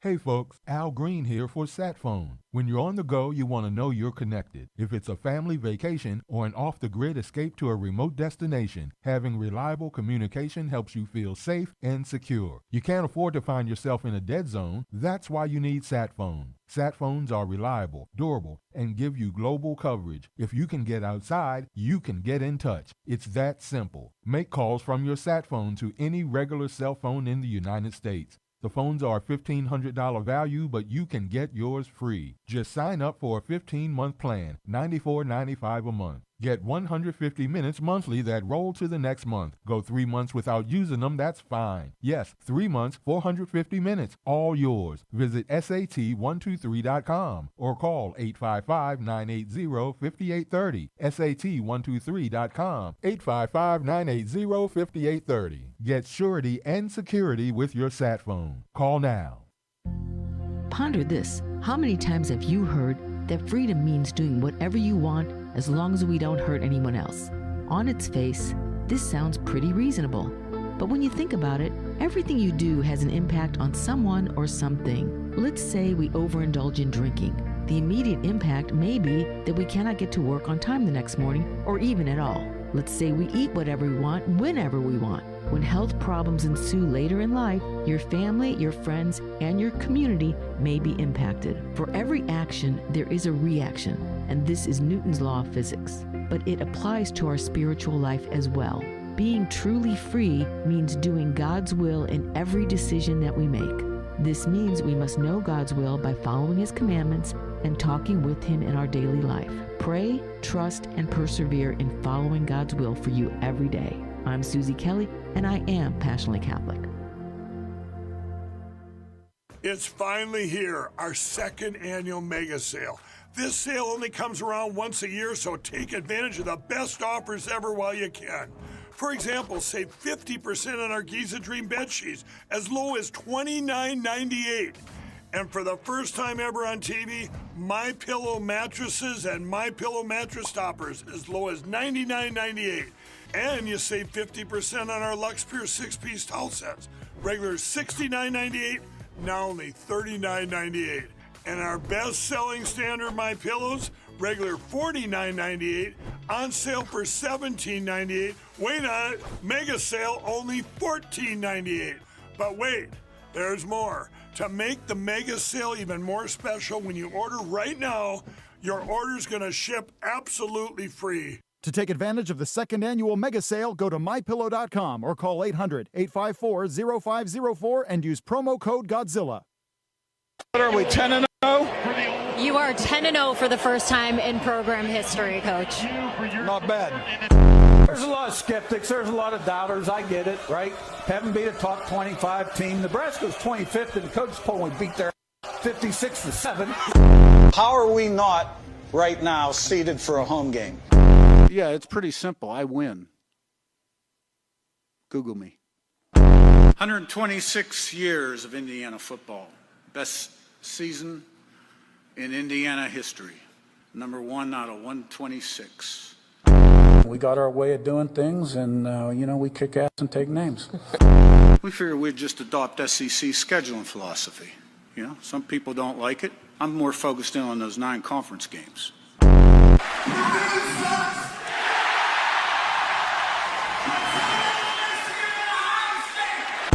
We had to wake some people up and create some excitement, and after all, this is the entertainment business, too. We don't just beat top 25 teams, we beat the shit out of them. Oh. I know you guys have been waiting for me to say something crazy. That wasn't quite crazy. Don't touch that dial. You've found your home of the truth. Do you solemnly swear to tell the truth, whole truth, and nothing but the truth? With the best analysis in America. You can't handle the truth. And now back to the John Fredericks Show. You got him back. 888-480-JOHN, 888-480-5646. I am your Godzilla of the Truth in America, your Oracle of the Deplorables. We got Jim Pfaff on. Life is good. Election day. We got a lot going on. And there's no better day on a Tuesday to have my good friend Jim Pfaff on. Now back in Washington, D.C. from Indiana. Jim Pfaff is he's the leader of the conservative caucus in Washington, D.C. Jim, we got that sound thing going on again. You got to get rid of that. What is that? That humming noise? I have no idea. That is just really odd. I never get that anywhere that I go. It's just amazing. I don't know what Except it is. us. We get in us. But we just got rid of it. And Dan says it's a fan. Do you have a fan on? Yeah, get that fan off. See if that does anything. Yeah, much better. Okay, Jim Pfaff. Good to have you, Jim. Hey, look, Jim, I am so looking forward to seeing you and Myra tonight at our big victory dinner. It's going to be so much fun at the iconic City Tavern. I just did a walkthrough yesterday. I got really excited about it. Christina Goodlander, my political director, also vice chair of DC GOP, did a great job. Looking forward to seeing Myra there. You're going to see Corey Lewandowski, Morgan Griffith, Brandon Beach, a lot of our friends. Jim, I'm excited about you and Myra being there. It's going to be fun. Yeah, I mean, everyone's looking forward to Myra, and they happen to have me showing up as well, and that's okay. So, no, glad to do it. It'll be fun. And how can you miss in Georgetown, No, it's going to be fun, and it's going to be fun to see your wife. One of the great things about these events is you just don't get to see your friends all the time. And one of the great things about having them is you just get to see them again. And I haven't seen Myra since we had dinner at Butterworth. So my God, Yeah. time back, right? Yeah. Yeah. So, No. and We talk on here more than we spend time together. We're running in such different directions. I know it's all good. Let's talk about. I want to talk about the Iran deal. Like I'm ecstatic over it. I think the president had the patience of Job in getting this thing done. And look, I don't want to see death. I don't want to see destruction. I don't want to see innocent people needlessly dying. I mean, if that's what it comes to, we all understand the horrors of war. But President Trump has tried to do everything he can to make this deal stick. I think he's done this. They're signing it Friday.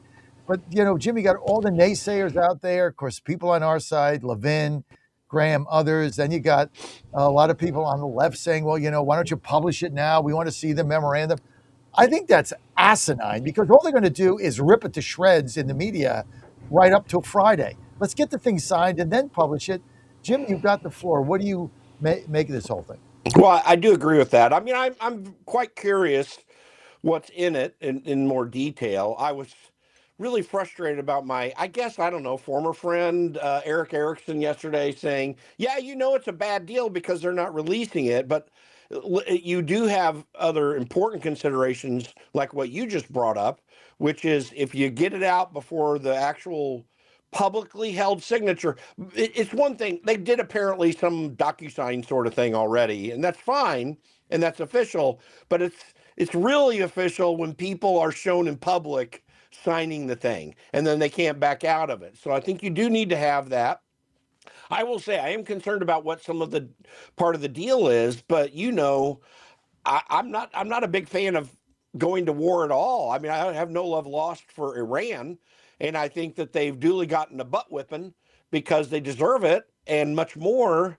And we can't let them have an atomic weapon. And I think Donald Trump, see, this is what's really interesting. You've got the libertarian wing of things who sometimes are pacifists. By the way, I'm in that wing. I mean, I worked for a guy in that wing.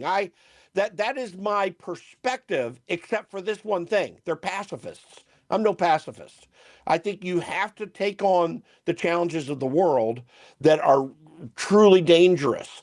And this is a unique one, but that's the first thing. The second thing is there's the other side, or three sides actually. There's the other side. There's the Mark Levin side who says just go to war because, you don't even have to have a second thought about that. But, if you're going to make a deal, you better run it through the Senate. And technically, if there is a true treaty, yes, that is what the Constitution says. But if you're making a deal to stop things, that's also a different thing. So but he won't challenge on the front end, but he'll challenge on the back end because I think he does want war. I mean, I really do think he wants war. This is a problem as well, too. And then you go on the Democrat side, they're all over the place. You got Hakeem Jeffries saying that Iran is stronger and we look real weak on the international stage, which is the most absurd, stupid, idiotic proof of his corruption that I can imagine. So that's where the lay of the land is. Donald Trump's been handling this the right way because he has to be patient with Iran, but he also has to be patient with these other idiots because he's not for war. And he wants America to be stronger. And everyone in the world, it seems, is against him, except for those of us who know that he's doing the right thing. I would never release anything about the memorandum of understanding until it was physically signed. All that is going to do is gum it up. And all that is going to do with all of our media, either side, is then cause Iran to put something out and then the deal falls apart. It's stupid to do that. Yeah. Now, here's why it's a fair deal. Let's just put it that way. I don't have the details of it. Iran hasn't let anything out either, right? They've not published it either. And they're noted for disputing everything we say on social media. I mean, that's the way they roll. So whatever we say, they dispute it because they have to sell it to their own internally there. They haven't said anything about it. So let's wait until it's signed, and then either you trust Trump or you don't. This is to me where the bottom line is. Either trust him or you don't. And if you don't trust him, then you're not going to like whatever's there. But the Democrats, Jim, are in such a bind here. They ran 3 months on gas, 3 months on this is a war of choice, 3 months it was a disaster. They were rooting for the Iranians to win. They were rooting Yeah. for body bags to come home. None of this happened. Gas prices are coming down. The oil is going to flow. They can't get a bomb. Their military is decimated. Now, what on earth are they going to say now, Jim Pfaff? Whatever seems at the moment to please them, whatever at the moment makes Donald Trump look worse. I mean, this is why I get frustrated with people like Eric Erickson and Democrats. It's only about what can I say negative about Donald Trump. And I mean, I'll give Eric credit for every once in a while saying a nice thing, but the problem is Trump derangement syndrome is a very unique phenomenon. And it is the culmination of a group of people who allow themselves to be influenced by greed and avarice and by self-importance. I mean, this is anyone. I have my negatives with Donald Trump through the years. Like when I was growing up as a young Christian guy, it was not attractive to me at all, the Playboy stuff of Donald Trump. I didn't like that. I'm just amazed, though, as I just decided to sit back and look, how clean this guy is, how thoughtful he is, how strategic he is. There's a lot to learn from that. Every one of these people could learn something from it, and everything that they want to have on their side, they could accomplish. But they can't beat the guy down because the strategy he uses as well. And I'm not saying he's 4D chess perfect. I'm just saying that he actually puts strategy behind it. These people, because of their greed and avarice and self-interest, they're unable to see the forest for the trees because what they hope to get is a click or to gain power or to get a shot at a guy who's successful so that they can give some sense of their own success that they don't have and they can't accomplish because they're not doing anything. Donald Trump's a doer, and that's why it looks to me very hopeful and likely that we're going to be past this, be moving. I mean, oil is at $78 a barrel right now. Like, that's incredible. It keeps going down because the markets see that it's going to go down. Why? Because of Donald Trump's actions. Nobody else is doing this. The price didn't go up to $250 a barrel because Donald Trump was doing things that he wasn't broadcasting to everybody, but kept it from getting out so that he can get the goal done, which is that it looks like Iran's done with their nuclear program. And by the way, you can't secure that past 50 years, maybe not even past 25 years. I don't know, but you can secure it right now. And then it's going to be up to his successors to do the right thing. But he did the right thing and set the stage. So we've got to be thankful for this guy who's gone literally through hell to try to make America truly the great country that it was designed to be. And, we're going to have to fix some things on the edges, but we got the main things fixed. And here we go. We have hope as a country right now. With Iran getting a nuclear weapon, which Obama's deal, notwithstanding anything he said, put them on the path toward. It wasn't just we're slowing it down. They actually put it in place. Donald Trump stopped that. We better be thankful for that. And you can disagree with him in anything else. This is a fantastic accomplishment. And if it follows through like it looks like it is on Friday, the world is going to be better from it. And that Nobel Prize better be forthcoming. Jim, we're in total agreement. Eric Erickson has been a never Trumper from day one. Whatever he says, it's always negative. He's always the naysayer, but he's got a right to his opinion. We agree on 85, 90% of the things, but this is what Eric Erickson does. Okay, he's just a never Trumper, and just admit it and move on. Secondly, I don't understand when they say it must be a bad deal. Okay, or it's a bad deal. Okay, well, what was a better deal? Not doing anything? I mean, yeah. what was, like, if you want to go back to the genesis of this, Trump got intel that said they were close to getting a bomb. Otherwise, he wouldn't have done this. He got our intel, not Israel's intel, not Mossad. He got our intel. That's why we have an intel agency. They told him that. He decided to act. So what exactly do they want? You can say, don't act, let him get a bomb, and nuke Tel Aviv, I guess you could say, well, that's, not our problem until it hits New York City. Or you can do what Trump did, which is try to take it out. And now they're saying it's a bad deal, as opposed to what? Like, what would be what Obama gave him $2 billion of our taxpayer money. That they took that, and what did they do? Spread it around the world for terrorism. They're getting none of our money.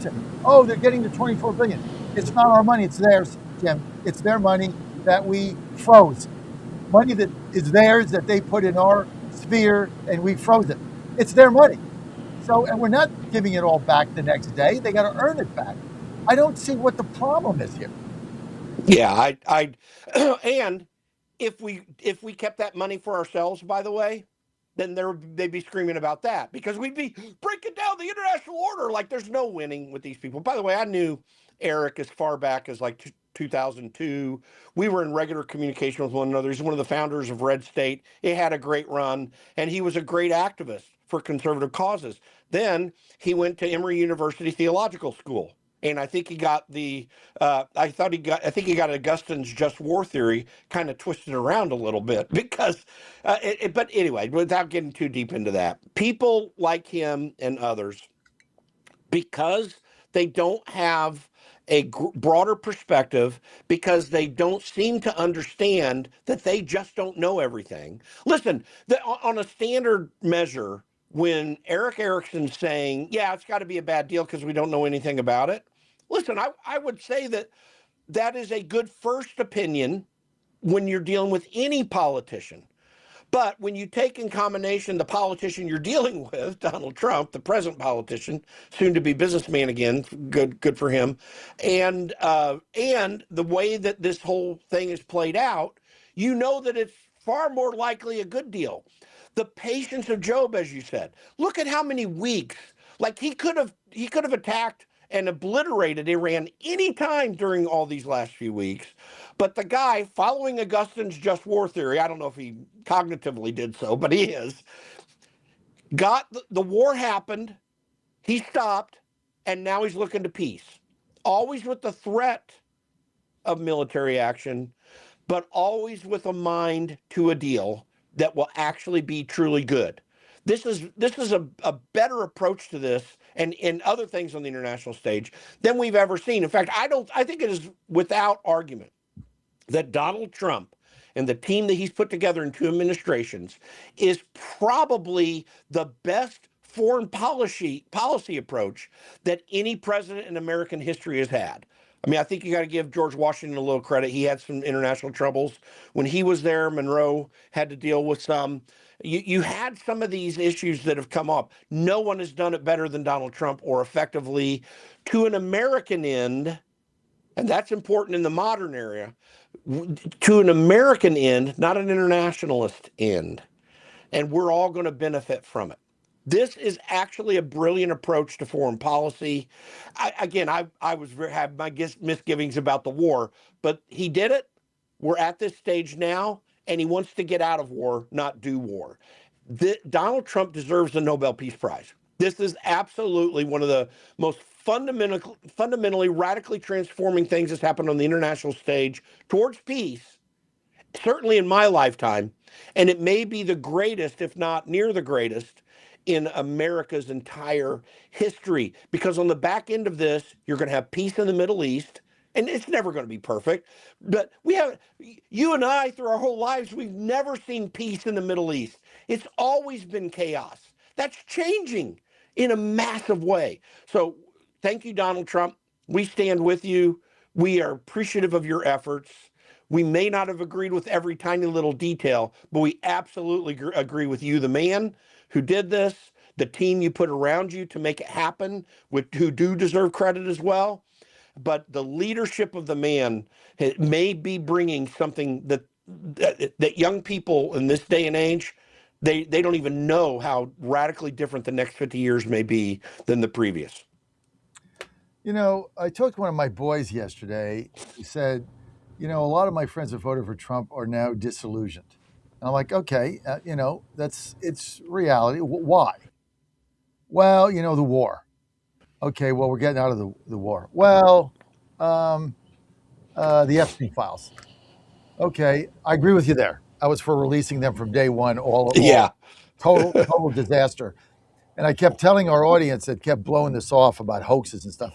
Like, young people see the Epstein files as protecting elites. That's it. Like back to the old days where there's, two justice systems, should have been released. And then I'm like, okay, what else? Well, gas is high. Okay, well, it was higher under Biden. Well, but he's, when Trump came in, it was supposed to be, everything was going to be better. Okay, so you got three issues. Epstein files, I agree with you. War coming to an end, gas prices coming down. What else? Well, the other thing is, nobody's gone to jail. None of the Democrats have gone to jail. Okay, so what does that have to do with our life? Like, I mean, I don't know whether they tried to indict Comey, it didn't stick. What do you want them to do? I mean, who cares? They didn't get indicted. They're not going to jail. But how does that affect your quality of life? Gas is coming down. War is coming to an end. Other than the Epstein files, which I agree with you, and I said from day one this was a problem, like the other two things are evaporating. I just don't know. This thing about Trump hasn't delivered. What am I not seeing? Yeah, in total. There's got to be something here. My callers keep telling me he's not delivered. We're unhappy. We're miserable. He's not delivered. And I'm looking at it and saying, other than the Epstein files, the guy's delivered on everything. Yeah, he has. What do you mean he's not delivered? And I can't control what the Department of Justice does with Comey or Clapper. I mean, that has no effect on my life. What has he not delivered on? I just don't. What am I not seeing? Why am I blind here?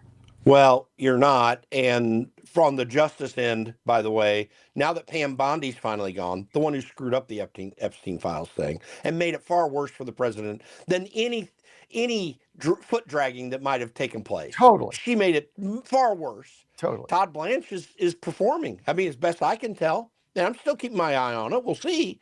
But he's performing. You got Gavin Newsom out just yesterday saying that because they're investigating him, rightly, because there actually is very real fraud related to his personal life, not just what he did as governor. Oh, but they're coming after me because I'm a threat for president. I mean, prima donna, no one thinks you're a threat for president. Listen, Donald Trump has delivered on a whole lot.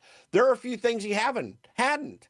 Like he's internally delivering on many of the Doge promises based upon what he can do in the White House.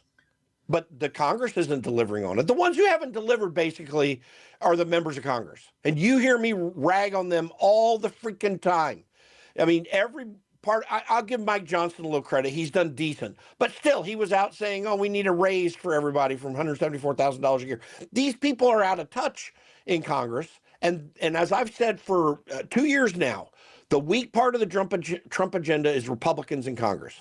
That's our problem. Donald Trump, he's delivered on cuts. We have 800,000 less federal employees than we've had. He's delivered, frankly, on justice. The FBI has stopped crime everywhere. ICE has stopped crime everywhere. All the things that Democrats hate getting right are getting right under Donald Trump because he's getting rid of the chaos that Democrats created and that feckless Republicans never did anything about. You look at inner cities today, Democrats are standing firm on their entire agenda to expand crime so they can keep chaos, to protect illegals who are committing crimes so that the chaos will expand further than it might otherwise. This is a problem of Democrats and feckless Republicans. Donald Trump, the leader, with all his imperfections, because I do have criticisms, but they're on the margins. The core of Donald Trump's agenda is passing and working, and they better communicate that well going into November, because that's what the American people want to see. And everyone who questions you, if they can just hear what you and I are talking about right now and be reminded of it. And by the way, we get past Iran, this economy's booming. Oh my God, it's going to be amazing. Again, this economy is going, I've been saying it for weeks. The underpinnings of this economy are so remarkably strong. Once this war ends and these gas prices come down, I'm telling you, you are going to get an economic resurgence and a renaissance in this country, Jim, like we have never seen. It is going to explode. This is why we're going to win the midterms. Jobs, wages, manufacturing, everything is coming back. It's going to be an amazing thing. Fasten your seatbelts, baby, because it's going to be quite the ride. Jim Pfaff, can't wait to see you tonight. People want to follow you. Social media, where do they go? Go to theconservativecaucus.com and then follow me at Jim Pfaff, P-F-A-F-F. Jim Pfaff, baby, let's go. And guess who's coming tonight? Mrs. Pfaff, Myra, my favorite. Jim's gets there to tag along. Myra's coming. See you, Jim. Todd Sheets next.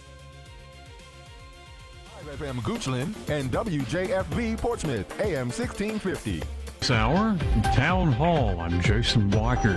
G7 summit underway in France. President Trump and world leaders tackling a variety of issues. Meanwhile, an initial agreement between the United States and Iran to extend the ceasefire is inching toward a formal signing. That's despite some questions over the fate of Tehran's nuclear program and an offensive by Israel in Lebanon that could prolong the fighting. California Governor Gavin Newsom responding to investigations that he says are being led by President Trump. Newsom is accusing the Trump administration of targeting him for political purposes as he weighs a presidential bid. Newsom says in a video posted on X that in recent days, federal agents have knocked on the doors of his friends and former employees and have asked for records. In the video, Newsom tells his wife that he loves her. You have not earned a single one of the indignities that he's trying to inflict on you and our children. Newsom also has a message for President Donald Trump. Mr. President, come after me. I'm not going anywhere, and the country is watching. I'm Lisa Dwyer. Military plane crash in California Monday. A B-52 bomber crashed shortly after takeoff at Edwards Air Force Base Monday in Southern California's Mojave Desert. Military officials said a huge plume of smoke was coming from the scene. The military aircraft, a Boeing B-52 Stratofortress, is a long-range bomber that usually carries a crew of 5. That is Jennifer King reporting there were 8 people on board. There were no survivors. Authorities say 2 people are dead after a base jumping accident in a Utah canyon. And Russia sending more drones and missiles into Ukraine overnight. 11 people have been killed, 53 wounded, many of them civilians. More on these stories, townhall.com. About a month ago, I told you about the amazing new documentary, The Story of Everything, in over 600 theaters for several weeks and had tremendous success. Now you can watch it from the comfort of your own home through exclusive streaming access. For decades, we've been told we're here by accident. Life is a total fluke. But what if the actual science tells a very different story? Yes. The Story of Everything is a film that Hollywood would never greenlight, that atheists and the mainstream would rather you didn't see, because it explores the staggering math of intelligent design. For life to exist, the probability of creation being an accident totally vanishes. The evidence points to a designer and challenges evolution with hard science and undeniable logic. And now it's available through streaming with discounted pricing options so you can easily watch it at home or share it with your friends. Give scientific truth a platform. Simply go to thestoryofeverything.film/Larry. Thestoryofeverything.film/Larry. Sometimes it takes visitors from overseas to remind Americans what makes our country so special. European tourists are going viral after sharing their travel across the United States. Many are expressing admiration for America's beauty, freedom, and way of life. Visitors from Germany and other countries are documenting cross-country road trips online, praising America's vast landscapes, national parks, and friendly people. Their videos are drawing millions of views and reminding many Americans what makes the country special. Willie Nelson, The White House. And a group of soccer fans from Japan telling reporters, "You Americans have a beautiful country. You are very lucky." NCAA asking a Texas appeals court to stay a temporary injunction allowing Texas Tech quarterback Brendan Sorsby to play, that despite being declared ineligible for gambling. Breaking news and analysis, townhall.com. A 900-pound capsule has been sealed shut and shipped to Philadelphia, where it will be buried next month. Rich Thomason explains. The 2016 law creating the nonpartisan America 250 Commission mandated creation of a time capsule to be buried on July 4th, 2026, and opened 250 years later. The capsule was built with careful attention paid to making sure it will be watertight and airtight. It includes submissions from the 3 branches of the federal government, all 50 states, the 5 U.S. territories, and the District of Columbia.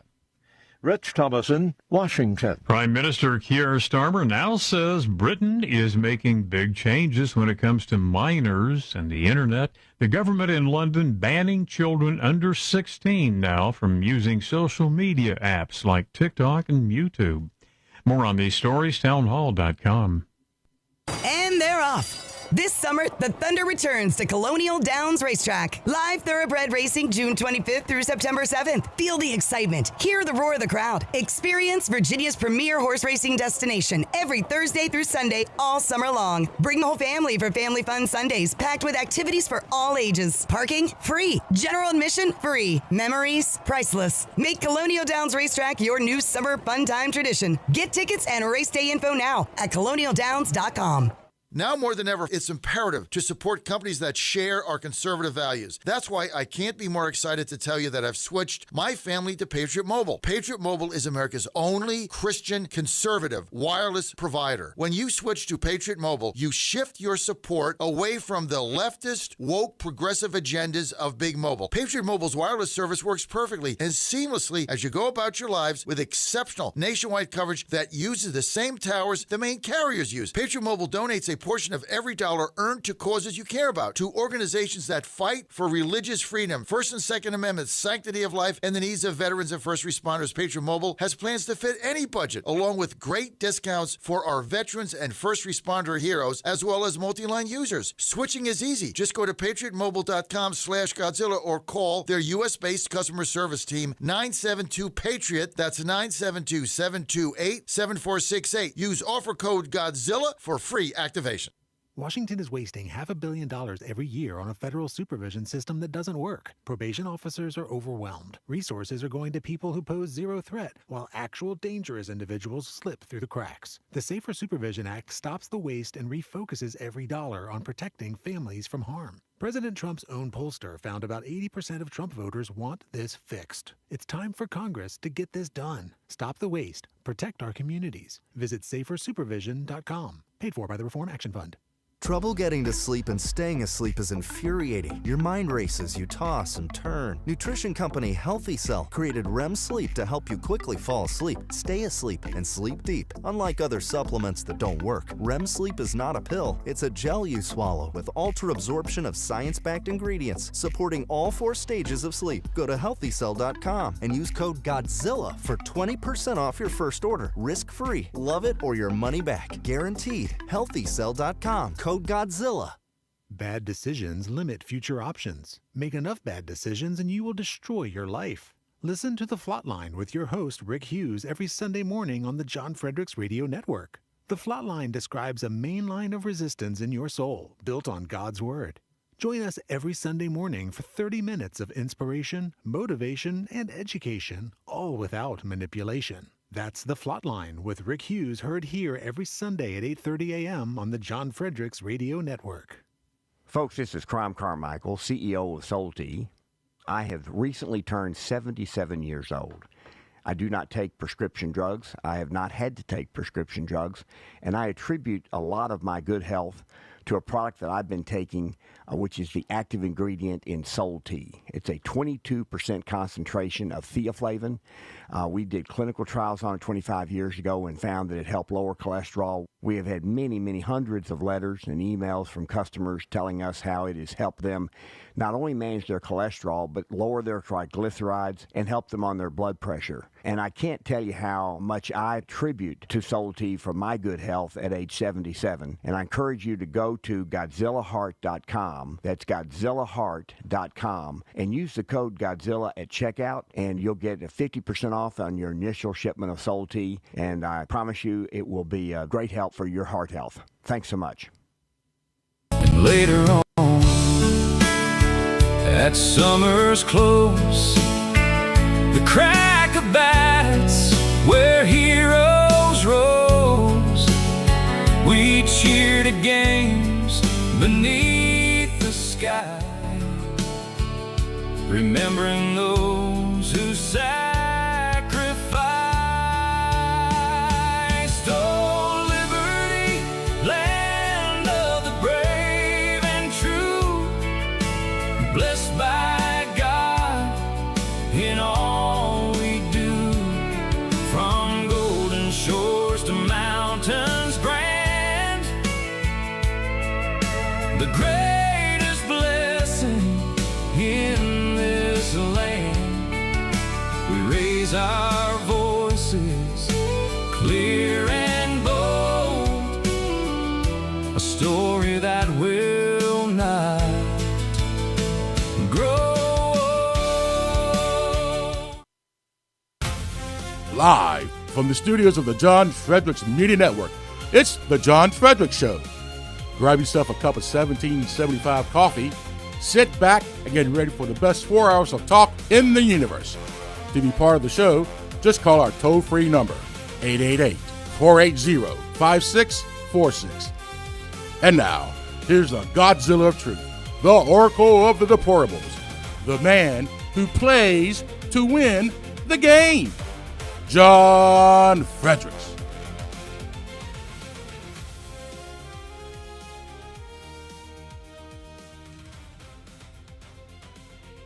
Oh, you're on the John Fredericks Media Network and all the John Fredericks apps. Thanks for being with us today. I am your Godzilla of the Truth in America, your Oracle of the Deplorables. Hey, Dan, love those new intros. Very good. Todd Sheets coming up. Got a lot to talk about. Got our big event coming up tonight. Going to be really a lot of fun. And if you're in the area in D.C., tickets only $50. We're going to have a great event, a victory party. Go to makedcgreat.com, makedcgreat.com. Corey Lewandowski, he's our keynote speaker. I'm going to win tonight big with your help. Want to thank everybody for helping us out. We got Get Out the Vote going today. It's going to be huge, as they say. Morgan Griffith is going to be there. He's cool. Brandon Beach, U.S. Treasurer. And we're going to be live streaming this starting at 7:45 across our network, 7:45. Don't want to miss this. It's at the iconic City Tavern. Man, I did the walkthrough yesterday, Todd. It was so cool. It's where George Washington was here. He used to get a few beers here when things got a little tight under the collar, as they say. John Adams was here for his inauguration while they were building the White House. Ronald Reagan did his inaugural lunch in the room that we're holding our event in. So a lot of presidents have been here. It's really cool. LBJ's daughter had her reception. What was it? Rehearsal dinner there. So a lot of presidents have been there. It's going to be fun. We've got free food. We've got great food. We got open bar beer and wine. So it's going to be so much fun. And look, you know what? This is a toehold. You know, Todd knows you got to start somewhere, right? You can sit back and, you know, I've been ridiculed by this DC GOP party. I've been mocked. They tried to throw me out. They threw me off the committee because I asked a few questions. They take everybody off email lists that don't agree with them. They try to shrink the party. I'm trying to grow it. I got everybody on my email list. I don't care who it is. You can disagree with me or not. I want to hear from you. I'm your voice. So this is going to be a big deal. And I want to thank everybody for donating. And if you can help us out, doesn't matter what your donation is, $5, $10, $15, $20, $25, $50, $100, $200 is the max. But here's what it means, okay? It's inspiring to us because our listeners you are our voices. You are my linchpin to everything. You guys tell me what's going on. This is why we have a community. And I'm your voice and you're ours. So we're all in one. So if you can see to donate to my campaign today as we go through our Get Out the Vote efforts, I'd really appreciate it. Just go to makedcgreat.com, makedcgreat.com, makedcgreat.com, and you can get it there. And I want to thank Danny Triplett in Seattle, Washington for his donation. Danny, thank you. Very generous of you. And Ann and I thank you for that. Danny Triplett in Seattle. Thank you, Danny. Appreciate it, of the Black Pack. Thanks, Danny. Means a lot to us. Okay, we got a lot going on. And we got Todd Sheets going to be joining us. Todd, also a donor to our campaign. Todd, thank you. One of our first donors. Todd, where are you based, Todd? I'm in Florida. You're in Florida. You're in God's country. Yeah, exactly. I'm in DC. I grew up in Iowa, but I moved down here in 1985. I've lived here longer than anywhere else. This is home. So. Well, that's good. But look, thank you for supporting our campaign, Todd. You were one of the first. Thank you. Appreciate it. Look, thank you for stepping up there and putting yourself out there and running. I mean, like you just said, it's got to start somewhere. And all of us appreciate you going out there to try and change things and keep things, make them better and keep them better in the nation's capital. What could be more important than that, right? That's right, Todd. Well, thank you. And we've, Ann and I put up with a lot of abuse. You know, it's amazing. Like a good deed never goes unpunished, right? I mean, we come here, we try to help, we do town halls, we have dignitaries in, we engage the young Republicans, college Republicans, Federation of Young Republicans, log cabin Republicans have events, and all we did by the establishment of this party was get abused and thrown out. Unbelievable. Totally unbelievable. Let no good deed go unpunished, right? Yeah, you know, you would think at some point they would get the idea. Trump would have taught them that basically you back people who are in the same ideological arena that you are, and you let the voters decide which of those people is going to step up and lead the party forward in the way that people want. But apparently, you know, we're still fighting the machine at some levels, right? It's unbelievable. Like I have one of the main things I did with the donations I have is develop an outreach program for just starting with Republicans who are here in my ward. It's the biggest Republican ward. They're not involved. They don't do anything. They don't even vote the majority of the time because they're disengaged because we don't do anything. We don't even talk to them.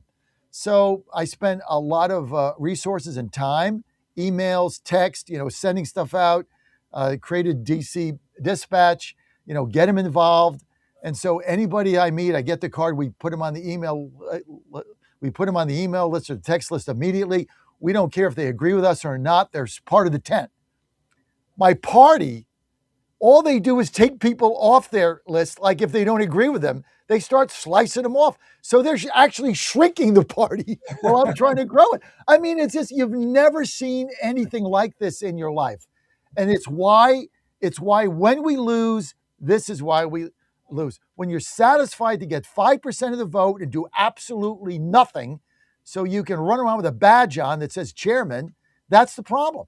And it goes on until somebody steps up and say, you can insult me, you can ridicule me and my wife, but we actually want change. And we're going to show you how to do it, like it or not. And that's what we've done. Yeah, well, look, good for you guys. I mean, you're basically following in the footsteps of what Trump had to go through, right? On a bigger scale, when nobody wanted him to be the appointee the first time around. And, he had to fight the same kind of morass. So, it's unfortunate, but it's the reality, right? They say politics is a dirty business. There's a reason for that saying, right? Everybody has a vested interest in something, including those who have a vested interest in the failing status quo, right? Unbelievable. I mean, It's like you do one of these things and you get the abuse and you realize how tough it is, because I've been asking people forever, Precinct 2.0, get involved with your local party, be a precinct chairman, get involved. And so many people have come back to me and said, they just made my life so miserable. They just hated me for doing this. And I'm like, you got to hang in there. So then when our opportunity came up, we had to do it because you can't ask people to do something you're not willing to do. So this is how we take the party over. So thank you. We're going to take a call. Cindy in Pennsylvania, you're on with John and Todd.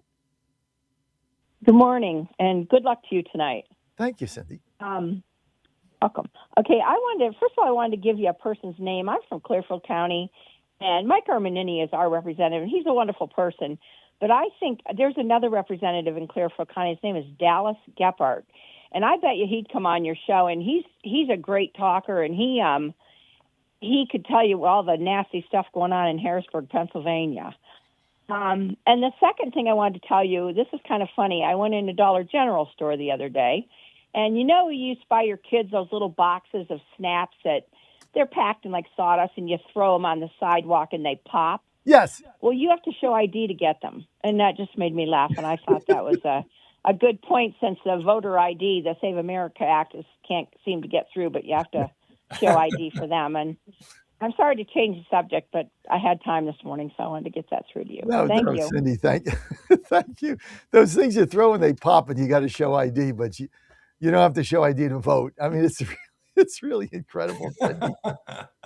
This is why, Todd, I always say we have the best callers in America, because they come up with this stuff that you can't make this stuff up, right? You need an ID for a popper, but you can vote without anything. You just go in and vote. So crazy. I'm going to run a couple clips here, Todd, that I want to get your thoughts on, because I'm pretty fired up today about gas prices coming down and the economy is booming, is going to boom. Let's go, Dan, to cut 18. Here is, this is 18, right? Here's the state of Minnesota, right? All this fraud going on. Guess what? They begin to crack down on student loan fraud. I mean, is there anything in Minnesota these guys haven't stolen? 18, roll it. 5 federal lawmakers are moving forward with a bill to combat so-called ghost students. It's a nationwide problem, and it's happening here in Minnesota as well. It involves scammers enrolling in colleges, applying for financial aid, then pocketing the cash without ever stepping foot in a classroom. Fox 9's Mike Manzoni joins us now to explain. And Mike, state colleges just got some extra money to actually crack down on this problem. Yeah, Karen, this problem mostly impacts community colleges. The Minnesota state system says it flagged more than 7,700 ghost students in the 2024 to 2025 school year. The system says it received $3 million to help verify students' identities and prevent this fraud. A fraud expert walked us through how ghost students get away with it. They enroll in college under a fake identity. Sometimes they might even show up online and pretend to engage for a period of time. They do whatever it needs to be done to trigger the disbursement of financial aid, and then they disappear. So the student never existed, but the money is real. And the Education Department claims that the Minnesota State ghost students cost taxpayers $12.5 million, but the system disputes that, saying it never sent any money to the bogus students and, in fact, took them off its rolls. And that's another problem here. Ghost students take seats away from real students. One online class that had 50 spots. As soon as it opened up, within 2 minutes, all of the spots were taken, right? So this professor thought he had like this really hot class that he was going to be offering. And it turns out only 2 of the students enrolled in the class were real. The rest were all fake. And the bill at the federal level would flag colleges that enroll ghost students and allow for audits and other oversight measures. It still, though, needs to pass the Senate before heading to the president's desk, Karen. Wow, interesting. All right, thank you, Mike. And financial aid money typically goes directly to colleges. So how do ghost students actually get their hands on some of this money? Experts say the money first goes to the schools, which then take their cut for tuition. Then they send over anything that's left to those ghost students, who then pocket the money. Oh, so I guess that's probably like room and board and meals and things Right. like that. That's usually included in the aid. All right, you mentioned that ghost students mostly go after community colleges. good. What makes those schools Right, so Dan. attractive? I mean, what do they not steal in Minnesota? This is incredible. I mean, there's ghosts. Guy's already had 25 kids in his class. He had 2. And they just pocketing the money. And then the colleges get the money and there's no students. And did they return it? Of course not. Unbelievable. The fraud that's going on, Todd, that we're uncovering day after day. I had Kelly Loeffler on, who said that the fraud in the SBA was in the upwards of $100 billion. Like, they can't even find the bottom of it that went on in the SBA under Biden. Unbelievable. Yeah, you know what this brings up for me is when we go back, Elon Musk just completed the biggest IPO in history. He has now created Tesla, which has led us into the electric car world. My son just bought one. He was raving about there's just nothing even close available out there to what they have with their self-driving and all that kind of thing. He created all of that from scratch. He did Starlink from scratch. He revived and resuscitated our space program, which was, basically dead on the blocks and all this kind of thing. We had one of the greatest entrepreneurial geniuses in history. I described him in a recent piece as a combination between the inventiveness of Thomas Edison, the manufacturing genius of Henry Ford, and the salesmanship of P.T. Barnum. So we had him available as a volunteer to donate his time to try and help us, from the top down, use data analysis to weed all this stuff out, not just in Minnesota, but around the country. And the reaction that came from the far left and the Democratic Party, where they are throwing the Molotov cocktails at the different dealerships, customers are getting their cars burned and keyed, and all of that forced him out of it. This is the proof of the pudding of what he was looking for.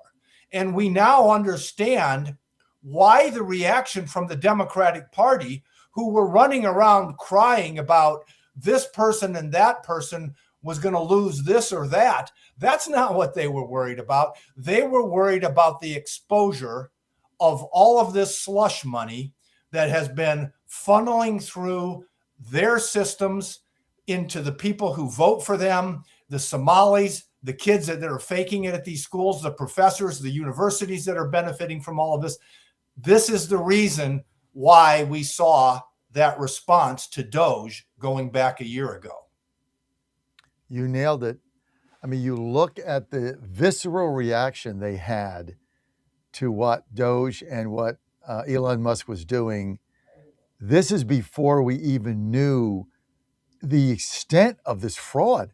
I mean, we just thought they were going to go in there and try to clean things up. And the fraud that's rampant in these Democratic states, and some are in Republican states, but in these Democratic-run states is incredible. You've got to think, like you said, it was a slush fund. They looked the other way. It got them votes. The money made it back into their coffers. They didn't care about the taxpayer. And when you listen to Kelly Loeffler, who was on my show yesterday at a special, it was unbelievable what she outlined, the number of scams that went on for SBA loans and PPP under Biden. It was just like she said that basically you could apply for an SBA loan, and it was a friend of the Democrats. It was like no docs, like kind of the housing crisis, no docs. You just basically filled out a piece of paper. You got the money. These people had no intention of ever paying this back. And of course, they defraud, and the government backs 90% of it. And she said they were strong arming the banks to go ahead with these, even though they were on the hook for 10%. Unbelievable. Yeah, it's just incredible. And it's throughout the system. We're just seeing the tip of the iceberg. I'm glad that it's coming out this way. We would have been much better if we had somebody of Musk's brilliance and his ability to track, these data science engineers who could have come from a top-down perspective and used all the data that we have to figure out where the biggest pockets were. But you know what? They fought back. We understand why now. And the good news is the administration continued after this stuff. It is coming out. They're going out to California, and, they're on the cusp of digging this up. The estimates, ranged. The GAO had an estimate. The Government Accountability Office estimate was $500 billion of waste, fraud, and abuse. Musk thought there might be $1.5 to $2 trillion. That's probably the range of what we're looking for here. That's, an enormous dent in the deficits that we're running. And the last point to make here, we're not talking about, throwing grandma out of the, care facility that she's in. We're talking about streamlining the system so that we can afford to pay for the people who need help without bankrupting and bringing the whole system down to where we can't do anything for anybody. And, that's the moral justification behind what's going on here. It's $1 trillion. When this is said and done, and you'll never fix it, you'll never get to the bottom of it because it's a huge industry now in the United States. Come here, find a state that is going to look the other way. You got all now the technology to get this fraud. I mean, when you look at student loans and you look at financial aid, which is how I got through college. I mean, I didn't have any money. My parents didn't send me to college. I had to work in the tracks, mucking stalls at 5 a.m. in order to, buy the books or whatever. The first college I went to, I had to borrow $250 off my cousin in the University of Maryland because I couldn't buy the books. I had no money. So I had to go borrow it off of him who was running track on a scholarship. I mean, people forget what goes on in this world. And then you look at this abuse and you're like, you have got to be kidding me. I mean, you're getting money and you're not even a student. And then you're pocketing it and the college is keeping it. The whole thing is a scam. It's just unbelievable. It's $1 trillion industry. How we've gotten there, how we'll get out of it, Todd, I have no idea, but it is frightening. And we've just looked the other way. Crazy. Yeah, well, fortunately, we're not doing that anymore. And, we're going about this in a way that can't be ignored or denied at this point in time. And hopefully, and we have every reason to believe that they will, the Trump administration will stay with this until we've gotten some reasonable share. I agree with you. Trillion is probably a really good estimate, and we're probably not going to find all of that, but we ought to be able to find 500 billion to $1 trillion, somewhere in that range. And that is an enormous impact. That's not, small potatoes, as they would have said in Iowa. That's real money, even when you're talking about something as bloated as the federal government and its deficit. So, yeah, hopefully they'll stay with this here. All right, let's get to cut 21 here. Gas prices going down. I don't know what the Democrats do now. I have no idea what they're going to campaign on, but it's going to be fun to watch as gas prices plummet and the economy explodes after Friday when this deal is signed. 21. Dan, let's take a listen. Nationwide average for gas has dipped below $4 a gallon as road trip season heats up. Elizabeth Schulze is at a gas station in Washington, D.C. Good morning to you, Elizabeth.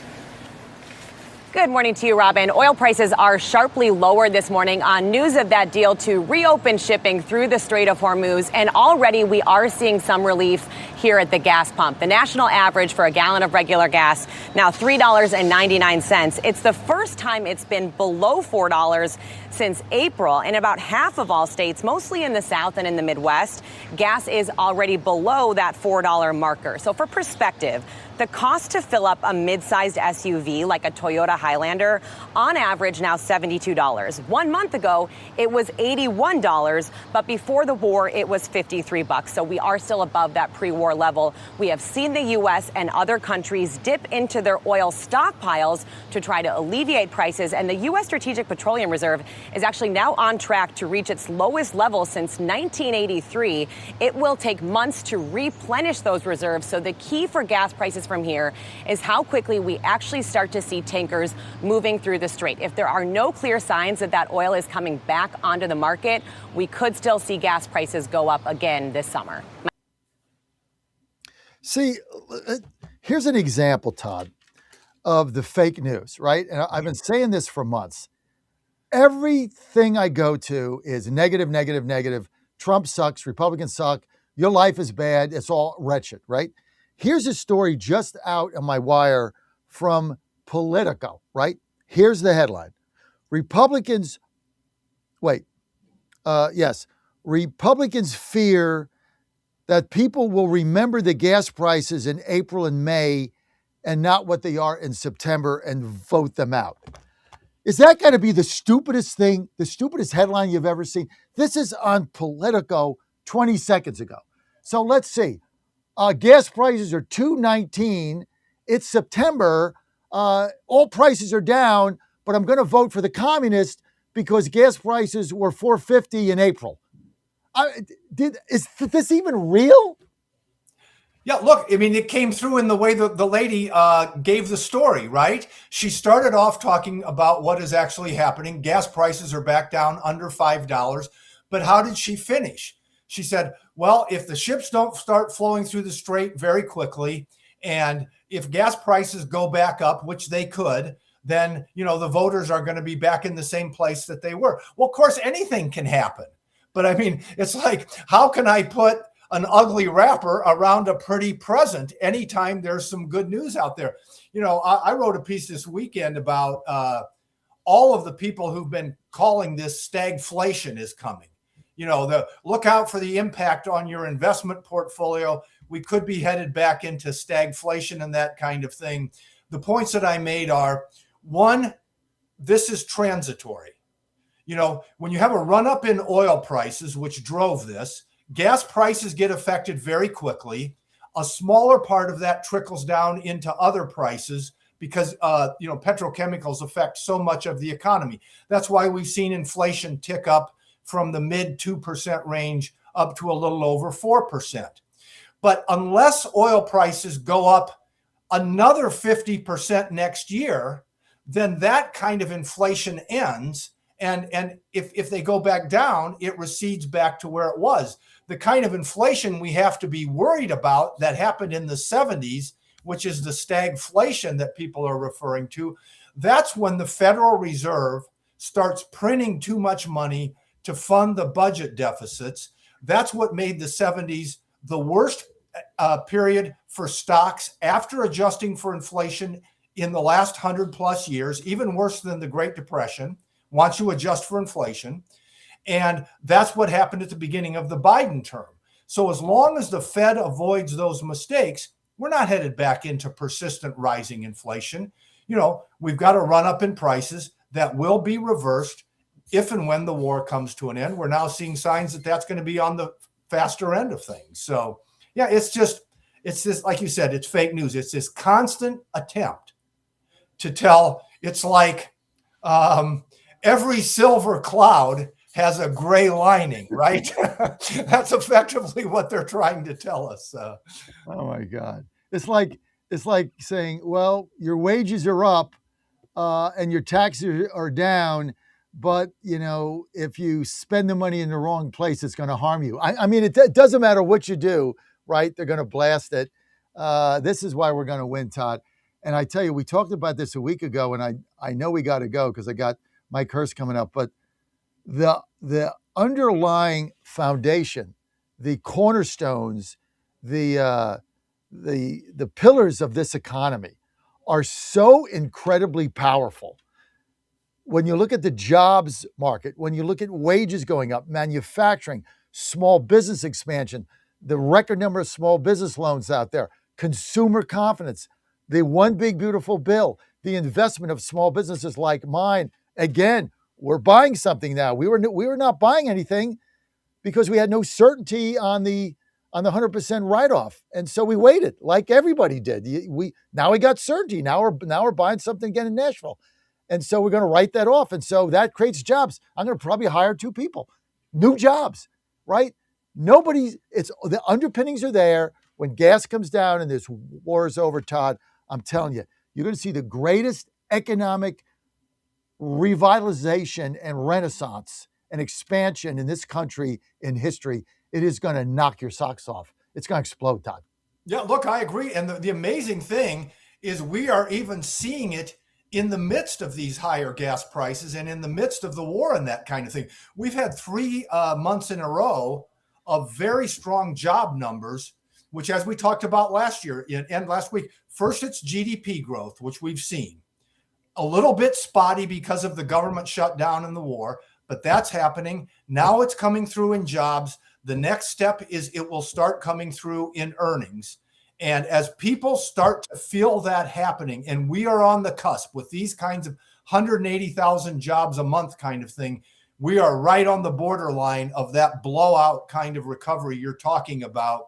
And fortunately, one of the things we've been talking about for a year, we've been talking about this scenario playing out. The question was, when does it start to happen?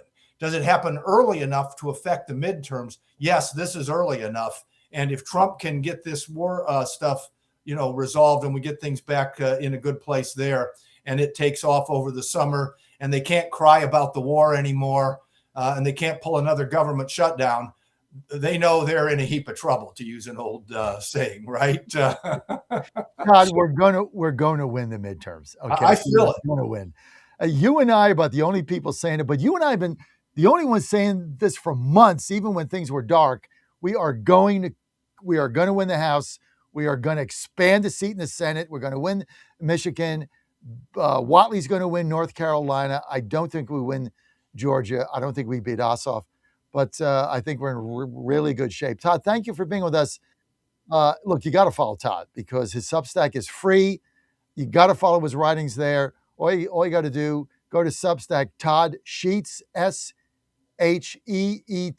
like the sheet. Go to Todd Sheets, Substack there. You're good to go. Todd, thanks for being with us. Thanks, John. Have a great one. And good luck.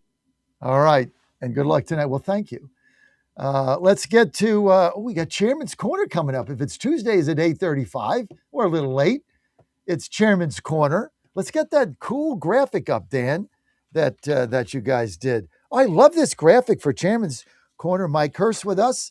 He's not only the counsel for the RNC, but Mike Hurst is also the chairman of the Mississippi GOP. I love that graphic because my background here, Mike, is Omaha because my West Virginia Mountaineers are in the College World Series.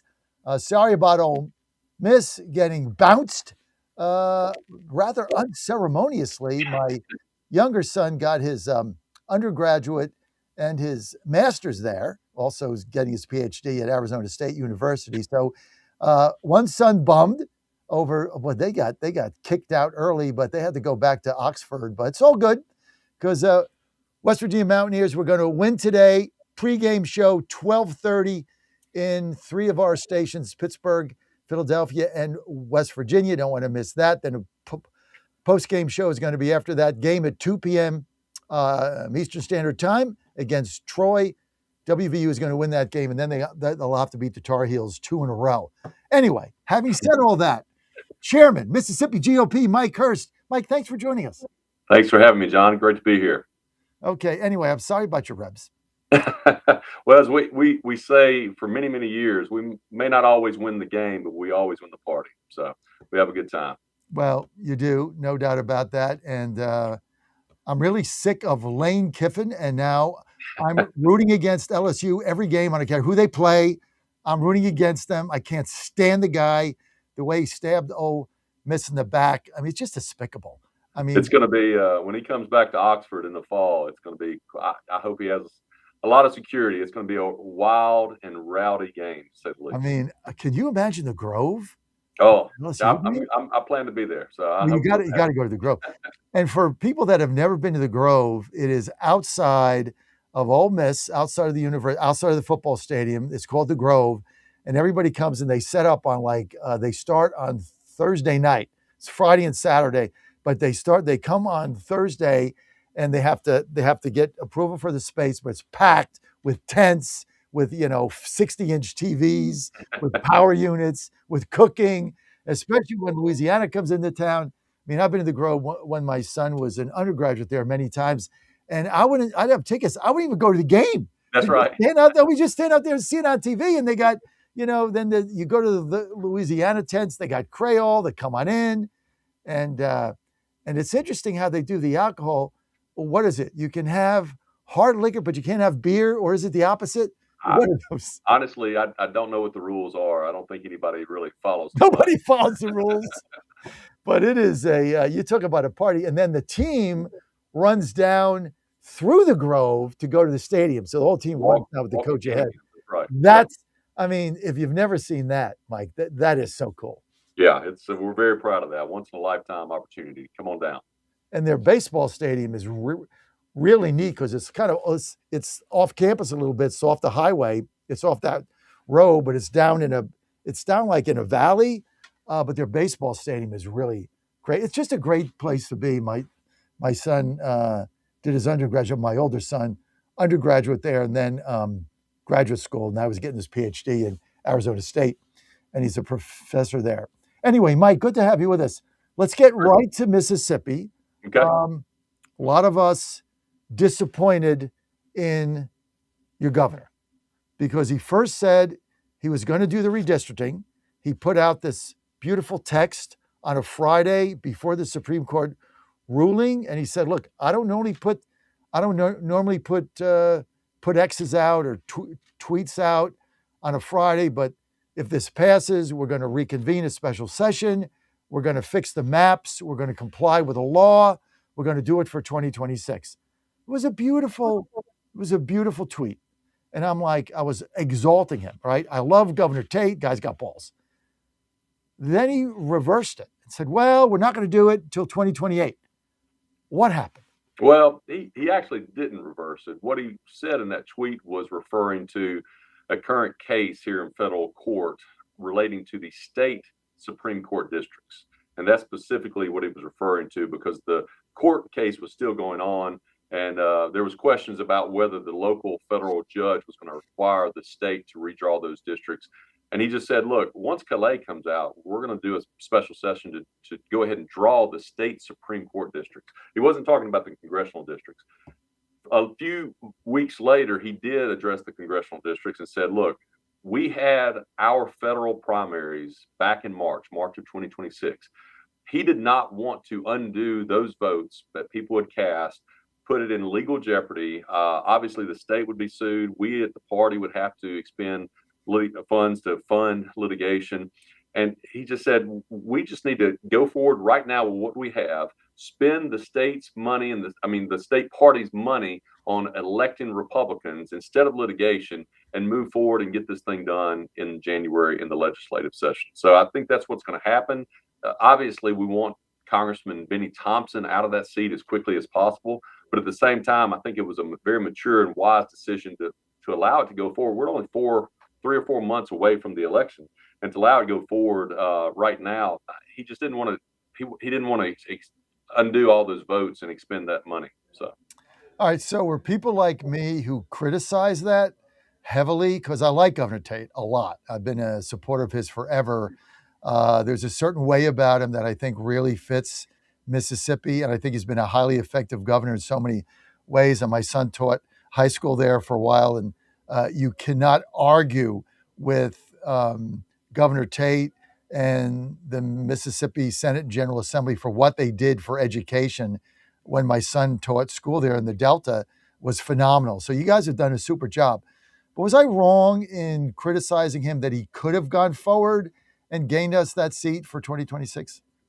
Well, I think there was just some confusion in the press as to what he was calling for in redrawing districts. Again, he was calling for redrawing the state Supreme Court districts. People have criticized him. Again, it's tough because obviously we want that seat to be Republican. The Supreme Court has now said states can draw these seats based upon political reasons. But at the same time, I think despite that we all want to make this seat Republican, I think it was the right call, just because the votes have been cast and we were going to be in litigation on this anyway, and the litigation probably would not have been resolved before the November election. So it's a hard call, but as you have said, Governor Reeves has made those hard calls over the last almost 8 years that he's been governor, and it's resulted in our state increasing significantly in economic development and education, literacy, things like that. He's done a great job. And so, obviously people want to criticize him for not moving forward on a congressional seat right now. But again, I think it was the right call. If you were governor, would you have made the same move, Mike? I think I would have. And here's the reason. I think I have the perspective now, having been chairman of the state party, seeing the funds that we have, the limited funds that we have to recruit, to train, and to elect Republicans in the state. I would much rather spend our state party money doing that rather than on lawyers and litigation and legal fees. And so it's a hard call. You're going to get criticized either way, but at the end of the day, I think it was the right call. All right. So the good news is, by the way, we're with Mike Hurst. He's the chairman of the Mississippi Republican Party for the RNC. He is also RNC chief counsel. So he's involved in a lot of this stuff. So he's got a dual hat here. But Mike, here's the good news, right? Two pieces of good news. So if we hold the House, which I'm bullish on, I think we're going to hold the House in 26. Well, we're going to gain another seat in 28 there, right? Because this thing is gone in 28. Benny Thompson's seat's gone because it's illegal. So the good news is we're going to get at least that seat added to us in 28, along with probably 2 in Georgia. So if you hold 26, you're going to get 3 in 28, probably others. So isn't that the good news? No, there's a lot of good news. As you mentioned in the prior discussion, the economy, the big, beautiful bill, now the deal with Iran. I mean, this president is doing exactly what he said he was going to do. And I think that should encourage all Americans, and that he's put America back on the world stage as being respected and being the leader that we have been in the past. If you look at the midterm elections, yes, traditionally, historically, the midterms have not gone well for the sitting president. But I say, let me encourage your listeners that, if you look back in 2018, the RNC was very spread out when President Trump, his first midterms. I think we were targeting something close to almost 100 Senate and House seats. Now we're very targeted. We're looking at less than 50 House seats that we're targeting. And we picked up seats in the House from the congressional redistricting around the country, probably a net of 10 to 12 seats. So like you, John, I'm very optimistic of the midterms. The gas prices are coming down. The economy is booming. The jobs are going up. Wages are going up. I think at the end of the day, in November, when people go into those polling places and pull those levers, I think they're going to look at the job that Republicans have done and reward them with more seats in the House and more seats in the Senate. I agree with you. And this idea, like I was just reading the headline from Politico, because the fake news has gone in overdrive, especially when you're here in D.C. Mike, you're here in D.C. I know you come up here. By the way, the next time you come up, reach out to me. We'll have we'll have a cocktail, as they say. I'm 2 blocks from the White House, but you go up here, the fake news is in overdrive. I mean, everything is negative, everything is bad. They all hate Trump, etc. You get a headline in Politico that comes into my box that says, well, Republicans are fearful that even if gas prices go down under $3 in September, people are going to vote based on April. Who the hell does that? Like, nobody is going to say, well, let's see, gas prices are $2.19 now, and it's only 50% to fill up my car that it was. But back in April, it really sucked. Therefore, I'm going to vote for the communists. Like, who the hell would do that? That's typical media. Anytime something goes right for Republicans, anytime there's positive news, they want to spin it back to when it wasn't so good for Republicans. And voters are going to think, a year ago what the economy looked like when they go into the polling, but that's not how real people think. That's not how real life works. That's the way it works. That's the demented view of voters, and frankly, it's offensive the way they look down and condescend to voters and their elite ivory towers. I think voters will see right through that. Mike Hurst with us. This is our segment of RNC Chairman's Corner. This is one of my favorite segments where we have different chairmen on, state chairman every single week to highlight what they're doing. So, of course, Mike comes on for a lot of different reasons, but he's also general counsel. So he gets to come in all the time. Plus, my son went to Ole Miss, taught there. He lived in the Delta, all that stuff. So, Mike, give our national audience just an overview of the Mississippi Republican Party now. How many total seats you have in the House? How many are Republicans? And what do you think it'll be going forward, 26, 28? So in Mississippi, we've been very blessed with great leadership over the last number of years, from electing a Republican governor back in the 90s, Kirk Fordyce, first Republican governor we had since Reconstruction, through to Governor Haley Barbour, Phil Bryant, now Tate Reeves. Right now, as we sit, Mississippi has every statewide office. Republicans have every statewide office in Mississippi. And we have a supermajority in the House and a majority in the Senate. We just lost our supermajority in the Senate, but only because federal courts had redrawn our state legislative districts pre-Calais. So I would expect after the legislative session, and the governor has talked about calling a special session this year to redraw those state legislative districts. So I would expect after that happens, we're going to have, again, a supermajority in the Senate. So the groundwork that was laid by our forefathers here to make the Republican Party very strong, we are reaping the benefits of that now with control of the government. And I think, as Governor Reeves says often, it's not just about politics, it's about conservative policy. And what we've seen over the last, Republicans have only had the House for the last 14 years, but what we've seen over the last 14 years, once you pass conservative policy, you have incredible results. You talk about the people talk about the Mississippi miracle. Governor Reeves says it's not a miracle. We passed conservative policy, we implemented conservative policy, and now the benefit is to our citizens and their kids. And you see that in the literacy rates, the math rates, the English rates. And not only that, the economic development that Governor Reeves brought it to the state. I think we're one of the highest producing states as far as businesses wanting to come into our state, seeing the great cost of living, the quality of life we have here. It's a great time to be in Mississippi.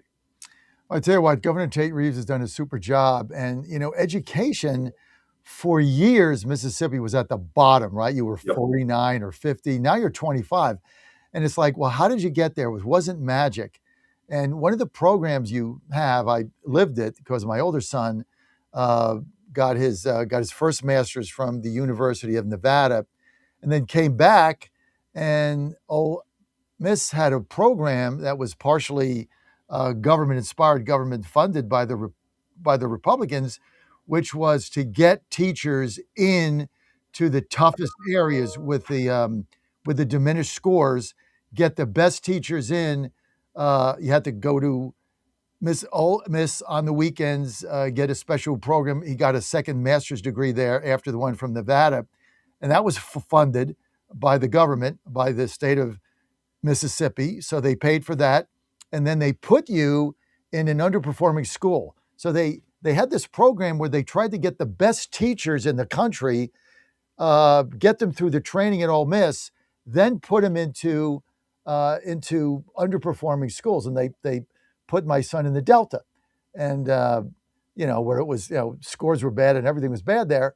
And you had to make I think it was a 5-year commitment. You got a bonus at the end, but you had to stay there. They wanted you to live in the area that you were teaching. So you had to live in the area, which meant that you cemented yourself with the community. And that is one of the most brilliant programs that has ever been done. You paid for it. You got the teachers there, and then your scores started to go up, and now you're in the middle of the pack. That was a brilliantly done thing, and my family lived it. Yeah, it's crazy, John, when you take these private market principles and you actually put them into government.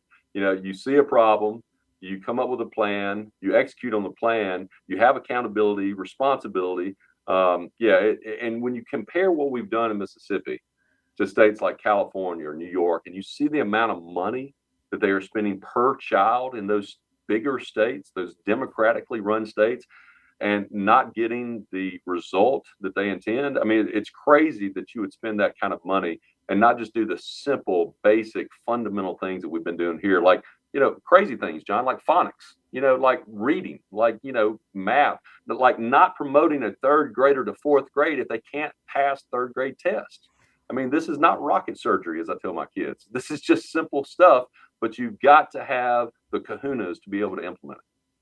So how many total congressional seats are in Mississippi? So we have 4 congressional seats. One is democratically held, Benny Thompson. The other 3 are Republican seats. And this year, in 2026, one of our United States Senate seats are up. Senator Cindy Hyde-Smith has a challenger named Scott Colomb, one of these Soros-funded progressive prosecutors that the DNC and Democratic super PACs are just pouring money into our state. So that's going to be a big fight come November. But Senator Hyde-Smith is very close to the president. I can see him coming down potentially. I can see him doing a lot for her. And I can see us obviously keeping that seat. Hyde-Smith is gonna win easy. Great lady. What about 2030? Are you going to gain a seat? Are enough people moving in to give you seat 5? No, I don't think so. We've lost population or been neutral, stagnant. So I don't see us gaining a seat, unfortunately, in 2030. All right, and then tell me about this Senate seat to get back to a super majority. How do you get that back? So right now we have a few Senate seats that, again, were drawn pre-Calais, drawn specifically based on race.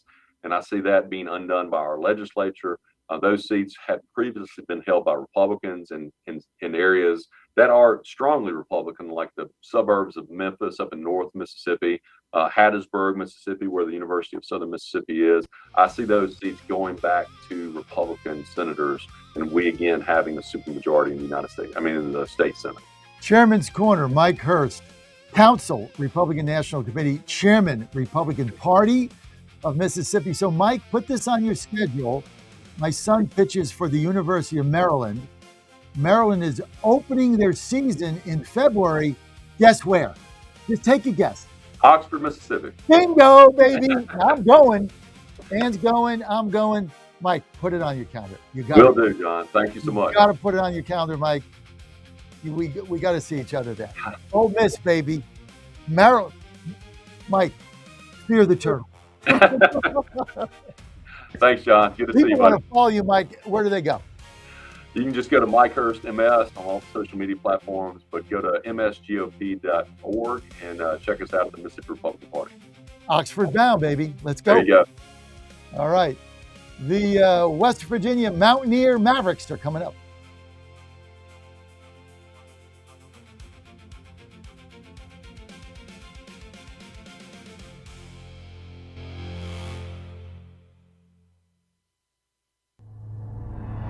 This is WJFN Goochland, Bonaire, Chester, and WJFV Portsmouth. News this hour from Town Hall. I'm Jason Walker. G7 leaders facing a packed agenda on their first full day. Tuesday's agenda includes ending the war in Ukraine and addressing the Middle East crisis. Ukrainian President Volodymyr Zelensky will attend the G7 meeting at the invitation of the host nation, France. The Ukraine talks come on the heels of President Trump's announcement of an agreement to end the Iran conflict. In recent weeks, the conflict in Iran has overshadowed the war in Ukraine. That is correspondent Andrew Stewart reporting. Gas Buddy analyst Patrick DeHaan says if the Iran deal should stick, it could lower the price of gas and diesel substantially before the end of the summer. If this deal pans out, if the strait reopens for the rest of the summer, it could mean gas prices that stay below $4 a gallon nationally. And it could mean diesel prices also see a fall below the $5 mark. So there's a lot of reasons to be optimistic, but we've also seen deals fall apart in the last couple of months as well. Hong Kong launching a public consultation for its first 5-year plan in a politically symbolic step that brings it even closer now to mainland China's development approach. The city has favored minimal government intervention in the economy.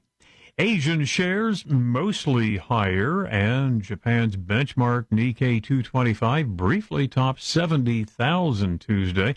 That for the first time before trimming back some early gains after the Bank of Japan raised its key interest rate to 1%. That's the first time that rate has been at 1% in some 3 decades. Meanwhile, shares in Hong Kong and Australia both fell, but other markets advanced. Monday, stock markets rallied worldwide and oil prices eased after the U.S. and Iran signed the deal. More on these stories, townhall.com. Wesley Financial Group is not a law firm. Ask yourself this question. Is it really worth holding on to that timeshare that you know you need to get rid of? Here's the truth. The average maintenance fee just went up over 17%. That could have been 117%, and there's nothing you can do about it. When you buy a timeshare, you give them a blank check for annual maintenance and assessment fees. I'm Chuck McDowell, founder of Wesley Financial Group. For 15 years, I've helped over 50,000 families cancel their timeshare. Not sell it, not transfer it, cancel it. Did you buy a timeshare because they told you it was a great investment and your maintenance fees would never go up? That's a lie. Are you ready to get rid of your timeshare once and for all? Simply call us and I'll send you our timeshare exit kit that explains all your options for cancellation. Call Wesley now for your timeshare exit kit. 800-822-1716. 800-822-1716. 800-822-1716. It is an incredibly sad story coming out of Northwest Mississippi. A child there is dead in a police shooting. Officials are still investigating. We have more now on the situation from correspondent Lisa Dwyer. A Mississippi police officer shot at a vehicle while responding to a shoplifting call. Another person was critically injured. The shooting happened Sunday in Senatobia after 3 people, including the child, left a Walmart and got into a car. The Mississippi Bureau of Investigation says that as police tried to stop the vehicle, the driver drove toward them, almost hitting an officer. An officer then shot at the vehicle, which drove away, and then drove to a hospital where the child was pronounced dead. Walmart says they are saddened by the incident and are cooperating with the investigation. I'm Lisa Dwyer. Breaking news and analysis, townhall.com. Israel's defense minister says the country will not withdraw from any land seized in Lebanon, Syria, and Gaza. We have the latest on that story now from correspondent Charles De La Desma. In the first official Israeli comments after the announcement of the interim deal, Defense Minister Israel Katz says the army won't withdraw from land seized in Lebanon, potentially challenging an element of the deal that Iran and the US reached hours earlier. And Katz says Israel plans to stay indefinitely in lands it holds in Lebanon, as well as in Syria and the Gaza Strip. Iran has tied the interim deal over the war to halting Israel's attacks on Hezbollah in Lebanon. Katz also threatened that if Iran attacks Israel over strikes in Lebanon, Israel will strike Iran with great force. And a quick correction there, that Iran deal has not yet been signed, could be later in the week. More on these stories, townhall.com. Now more than ever, it's imperative to support companies that share our conservative values. That's why I can't be more excited to tell you that I've switched my family to Patriot Mobile. Patriot Mobile is America's only Christian conservative wireless provider. When you switch to Patriot Mobile, you shift your support away from the leftist, woke, progressive agendas of Big Mobile. Patriot Mobile's wireless service works perfectly and seamlessly as you go about your lives with exceptional nationwide coverage that uses the same towers the main carriers use. Patriot Mobile donates a portion of every dollar earned to causes you care about, to organizations that fight for religious freedom, First and Second Amendments, sanctity of life, and the needs of veterans and first responders. Patriot Mobile has plans to fit any budget, along with great discounts for our veterans and first responder heroes, as well as multi-line users. Switching is easy. Just go to patriotmobile.com/Godzilla or call their U.S.-based customer service team, 972-PATRIOT. That's 972-728-7468. Use offer code Godzilla for free activation. Washington is wasting $500 million every year on a federal supervision system that doesn't work. Probation officers are overwhelmed. Resources are going to people who pose zero threat, while actual dangerous individuals slip through the cracks. The Safer Supervision Act stops the waste and refocuses every dollar on protecting families from harm. President Trump's own pollster found about 80% of Trump voters want this fixed. It's time for Congress to get this done. Stop the waste. Protect our communities. Visit safersupervision.com. Paid for by the Reform Action Fund.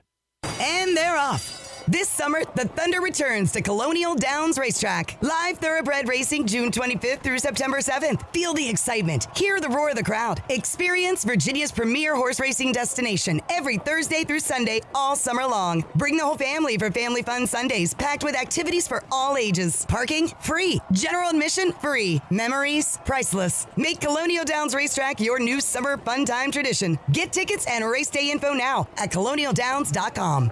The Katz and Cosby Show. It's a common sense recap of the big stories. This meeting with China and President Trump, the stakes couldn't be higher. Listen, China's not our friend. They've been stealing our technology. They've been stealing the AI, responsible for the COVID. We have to be very, very careful about giving stuff to China. Katz and Cosby, 5 Eastern, 4 Central on the John Fredericks Media Network. It's the top news of the day. China wants the oil from Iran. They want to make a deal that's good for them and not piss us off too much. 1775 Coffee is giving away free starter kits. Try the dark or medium roast coffee with longevity blend, an infused blend with anti-aging supplements clinically proven to reduce biological age. When you purchase the first 2 bags, you'll receive a free 1775 starter kit, including a third 16-ounce bag of coffee, a matte black tumbler, a frother, a gold scoop, or a reusable K-cup filter. Just order now at 1775coffee.com/Godzilla and claim your free 1775 starter kit while supplies last. In 2008, the amount of concentrated time people could spend on a task without becoming distracted was 12 seconds. 5 years later, it was only 8 seconds, 1 second less than a goldfish. If you're often distracted or have trouble recalling information, you're likely to fall behind in the demanding, fast-paced 21st century. In other words, brain performance is more critical now than ever. Boost your brain power with Healthy Cells Focus Plus Recall. Science-backed nootropics to help you sharpen focus, concentrate longer, enhance recall, improve mental speed, learn rapidly, and be more alert. It's a pill-free brain supplement made with maximum absorption ingestible gel technology, designed to feed your brain at the cellular level. Take it for a test drive. Go to healthycell.com and use code GODZILLA for 20% off your first order of Focus Plus Recall. That's healthycell.com, code GODZILLA for 20% off. Live from the studios of the John Fredericks Media Network, it's The John Fredericks Show. Grab yourself a cup of 1775 coffee, sit back, and get ready for the best 4 hours of talk in the universe. To be part of the show, just call our toll-free number, 888-480-5646. And now, here's the Godzilla of Truth, the Oracle of the Deplorables, the man who always says to lace them up and lace them tight, John Fredericks. Hey folks, John Fredericks here with my wife Ann. We're in Washington, D.C., in Fredericks Square. In November of 2024, I wouldn't let my wife ride the metro, not without me there, certainly not at night, no way. One time she goes on, she's accosted, there's panhandlers, can't do it, right? 18 months later, let me tell you what leadership has done. We ride the metro everywhere, every day. It's safe, it's secure, it's clean. We go on the metro everywhere. I can't remember the last time we drove a car. We've also gone on the buses. They're safe. This is what leadership is about. This is what President Trump has done in Washington, D.C.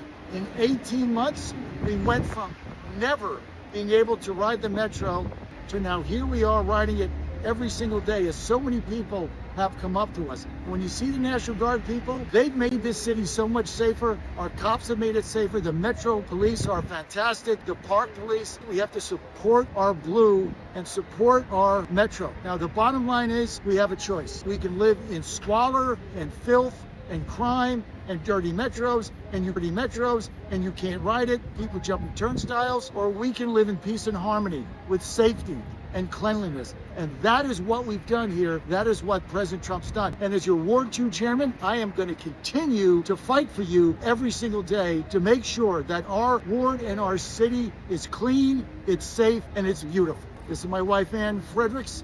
I'm John Fredericks, candidate, chairman, DC GOP, Ward 2. This message has been paid for by Fredericks for chairman. Don't forget to vote.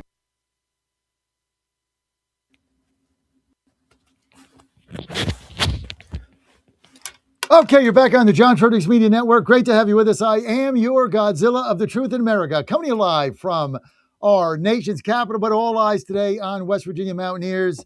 Elimination game, baby, let's go. Taking on Troy. Troy's been a lot tougher, these Trojans, than anybody thought. They hit, no doubt about it, but we took care of the first game. We're going to win this second game. Game today, first pitch, 2 p.m. Eastern Time. And you can get it right here on all of our network. We have the flagship of West Virginia University. So you can get it on WV The Torch. Just go to WV The Torch, download that app, or any of our 9 affiliate stations or stations that we own in West Virginia. We're also running it in our 4 Pittsburgh stations and our 2 Philadelphia stations. So Mountaineers, let's go. Our pregame show, 12:30. Today it's going to be me, Chris Saxman. Logan Powell from WV Sports Nation. Don't want to miss that. Logan's going to be with us. And also we're trying to get the governor to call in. So that's going to be fun too. Governor Morrissey fired up.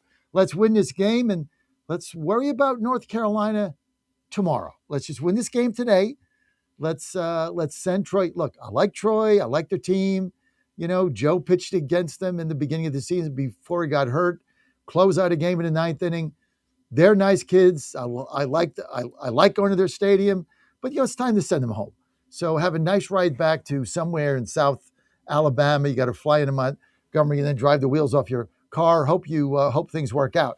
We got to win this game today and get to the North Carolina. Just take it one game at a time, right? No need to panic. Pre-game show, 12:30 p.m. across our network. Don't want to miss that. We're going to have a lot of fun. Lots going on today. This is Election Day in Georgia, Washington, D.C. Got my election going on, and you can help us out. Just go to makedcgreat.com. Our big election night party tonight. We're live streaming it, Dan, starting at 7:45. Dan Hopkins is going to be there. It's coming up to D.C., baby. Let's go at the iconic City Tavern. Of course, right behind me, it's Omaha Stadium, but the iconic City Tavern, Corey Lewandowski, Morgan Griffith, and Brandon Beach, U.S. Treasurer. They're going to be there. Live stream, 7:45. Tickets, $50.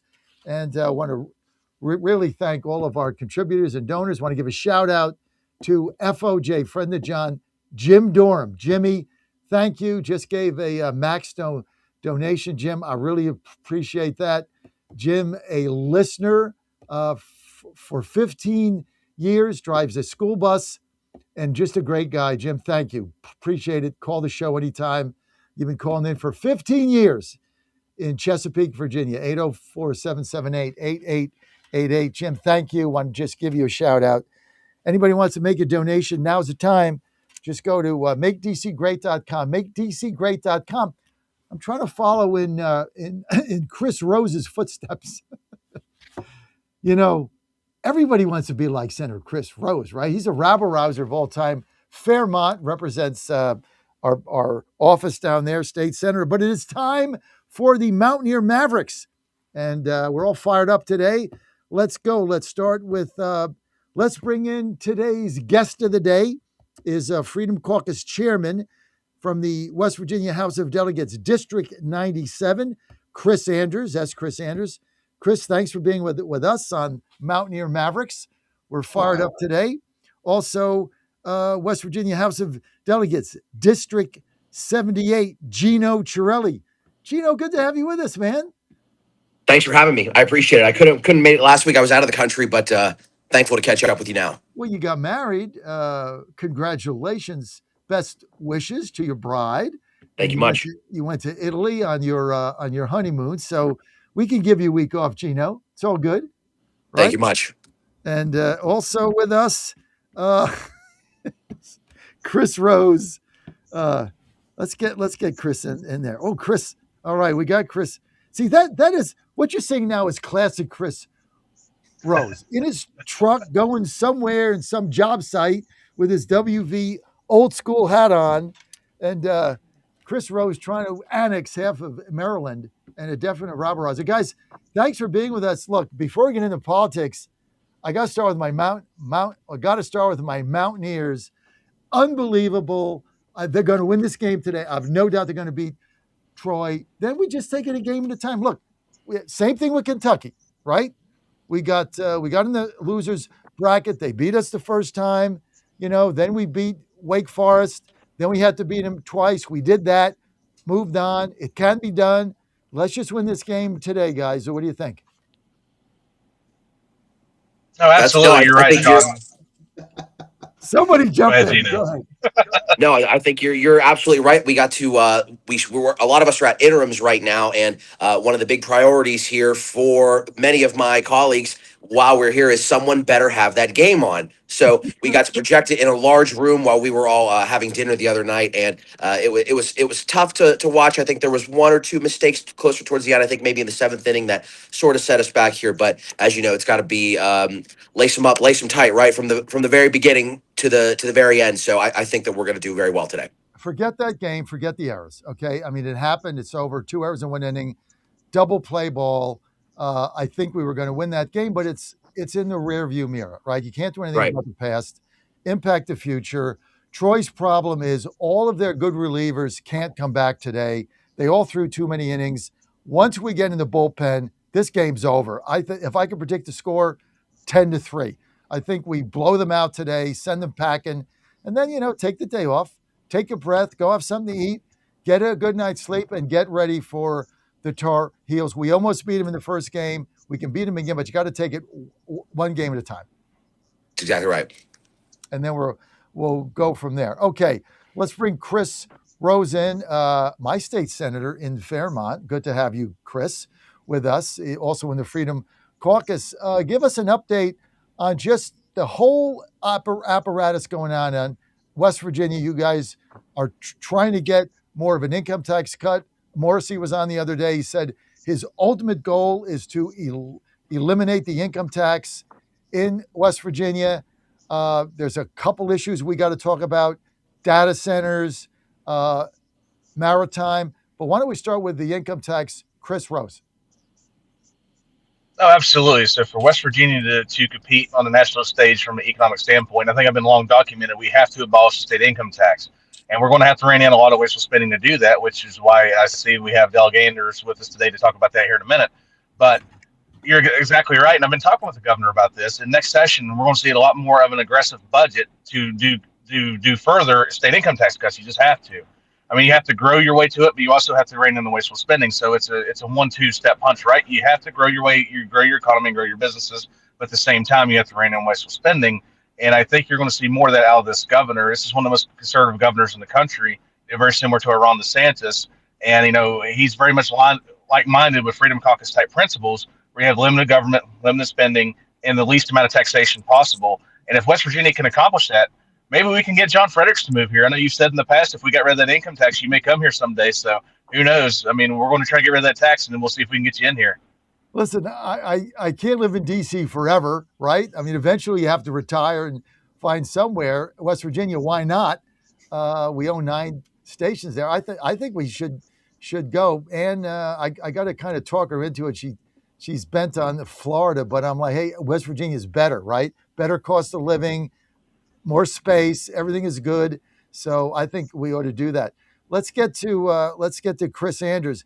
Anders, the governor and his task force identified an enormous amount of fraud. Let me get the exact number: 168 million in waste. You're urging him to suspend West Virginia's gas tax to provide immediate relief for struggling families due to inflation. Over time, obviously, gas is going to come down. Elaborate on that for us, Chris. Well, it's fairly simple. The fact is, West Virginia ranks lowest, or actually highest, in poverty rate across the country, and the inflation tax is having a real impact on everyday people. And the best thing we can do is take a small first step and do a gas tax holiday. Even President Trump suggested this, to do a gas tax holiday for let's say 90 days. We know we have a rainy day fund that can cover it. We know that there is a lot of drift in the budget. I mean, the governor found 168 million. I'm sure if we actually took the time to go line by line by line, we'd find a heck of a lot more. And we need to do that, because it's not the job of the government is to get out of the way and not to continually to tax our people into poverty. And I'm sorry, that's what we've done for about 90 years in our state. Why do we keep taxes so high? I mean, finally you're bringing them down, but it's a state is 1.8 million people, rural, not a lot of big incomes out there. I mean, why this fixation with high taxes until now? Well, I mean, we've always had a problem with taxes. Let's be honest. 250 years ago, we rebelled against a 3% tax on a breakfast beverage that wasn't coffee. And now most West Virginians spend 30% of their gross income on government. Our government has grown way out of control. We need to take a flamethrower to the budget, not a chainsaw, not a knife, take a flamethrower to it, reduce it, put money back in the private sector, put money back in the pockets of the people that earned it. Not government just moving money around. The key is to have as much money in the private sector as possible and to keep government out of the way, because government never creates success. You have to allow in the private industry. Gino, I want to get you involved here. You're at these meetings. What are they? Tell our national audience what your meetings are. Sure. So when it comes to the West Virginia State Legislature, our main legislative session is 60 days long. Typically, it begins in January and sometimes around the beginning of March. That's when bills are introduced, we meet in committees, we discuss legislation, we pass bills, get them to the governor's office, and create law. During the rest of the year, the state legislature will periodically meet, typically in Charleston. Occasionally, we have traveling interims around the state. We have one of those this weekend. We're in Canaan Valley and Tucker County, where we will receive reports from various agencies. We will have different actors come and give presentations about different fields. We have energy presentations. We have presentations on the current state of healthcare. We have providers that come in and talk about that. We have family resource networks that come in. It really just depends on what the flavor is. I'm vice chair of the public health committee. So last interims, we had a report on Suboxone prescriptions in prisons. So the interims is when we take the time to continue to meet as a legislature and really dive into the nitty gritty in a way that we don't have time during the main legislative session, so we can come prepared for the next one. So those are the purposes of interim meetings. That makes a lot of sense, right? Do your homework now. The interims. You really, sense. as a member, you get out as much as you put in. So the more time that committees spend getting into the weeds on issues during the interims, the better prepared that they can come back for the legislative session next year, ready to hit the ground running with bills already prepared. That makes sense. Chris Rose, last week we had on Chris Miller running for state senate. He's going to win that seat in Huntington, giving you another Republican. That's going to be a changeover seat. And I think at the end of the day, after November, you guys are going to be 33-1, right? I think you're not going to lose any seats. That's my prediction. I think you pick up the one in Huntington with Miller, and then you've only got Jimmy Garcia in Fairmont, much to my chagrin. Now, just tell you guys to be honest, because many of you guys are sponsors of WVU baseball. You're sponsors of our bus outside the stadium. You're sponsors of our games and our pregame show. I called, which would be my state senator in Fairmont for my offices, Jimmy Garcia. I called him 3 times, never returned the call. I texted him, never returned my text, emailed him, never returned the email. So I reached out to the guy. He represents me in my offices in Fairmont, never bothered to return my call. I wanted to give him equal opportunity. So just so everybody knows, right? I gave him every single chance, blew me off like a cheap suit in the rain, and he's supposed to be my representative. I own a major business there. So that's your guy, Jimmy Garcia. Oh, he's a nice guy, John. He's a nice guy. Well, he doesn't even return my call. Now I'm a constituent. So I don't know, whatever. But I think you guys are going to go 33-1, and then we'll oust him in 2028. Anyway, Miller is for expanding data centers in West Virginia. Rose, what is your position on that? Senator Rose. So my position is we do have a golden opportunity to leverage West Virginia's energy resources if these data centers are put in the right way. And, we got some ratepayer protections put into House Bill 2014 that will protect West Virginia residential consumers, where if these data centers come in, they will flip the bill for their own electricity cost and any grid upgrades associated with them coming in. With that being said, this is a golden opportunity for West Virginia to leverage its natural gas and coal resources to power the technology of the future. And I want to get Delegate Anders weigh in on this in a minute as well, because he's also had some protections he's wanted to include on this, because this is something that we're seeing a lot of mass hysteria due to a lot of CCP. You've seen a Newsmax report, the PSYOPs going on, where they've created a lot of mass hysteria. But at the same time, West Virginians, they want industry, they want manufacturing, but they also want to make sure that they have protections in place. But this is a golden opportunity for West Virginia to regain its destiny as America's powerhouse. And I'll also note that the reason why I'm dressed down a little bit, John, I'm an interim Zadino as well. I'm on my way over to Mount Storm as Senate Energy Chairman to meet with the VP of Dominion Energy's Generation Department on this very subject. So you're right, I'm actually driving to have a meeting about the very subject we're talking about right now. But this, we talk about the golden age of America, and this is an opportunity for West Virginia's energy resources to re-enter its golden age. Chris, Senator Rose, I thought Dominion Energy sold their energy interest to Hope Gas. One thing I've been able to do to help gas, and you're breaking up a little bit, but I think I heard you ask the energy interest to help gas. We're building 5 new baseload gas-fired plants here in West Virginia. We had 0 when I became energy chairman, and now we have 5 underway. That's going to be huge because we had 16 gigawatts of electric generation retired under Obama's war on fossil fuels. And with the 5 gas plants and the 1 coal plant, we've regained 80% of that back once those are completed and online. So this is going to be big for West Virginia Energy. It's going to be big for the America's electric grid. And, it's an honor to get to be a good part of that. So, Chris Andrews, what is your position on this expansion of data centers that the governor laid out? Incoming senator, I believe, will win, Chris Miller, saying that's going to be one of the key pieces of expanding the West Virginia economy to bring jobs there and stop the brain drain that we have that I'll get into in a minute. Well, to be absolutely honest, I'll start off with I voted against House Bill 2014 and also the rules package. Now, I believe that explain to our national audience what is House Bill 214. No one knows what that is. House Bill 2014 was the bill that kicked off the microgrid program, which is bringing in the data centers. Okay. I voted against that, and the reason that I voted against that, it did not have the guardrails I wanted to see in the bill. It's very simple. Senator Rose is correct. We do have ratepayer protection baked into 2014.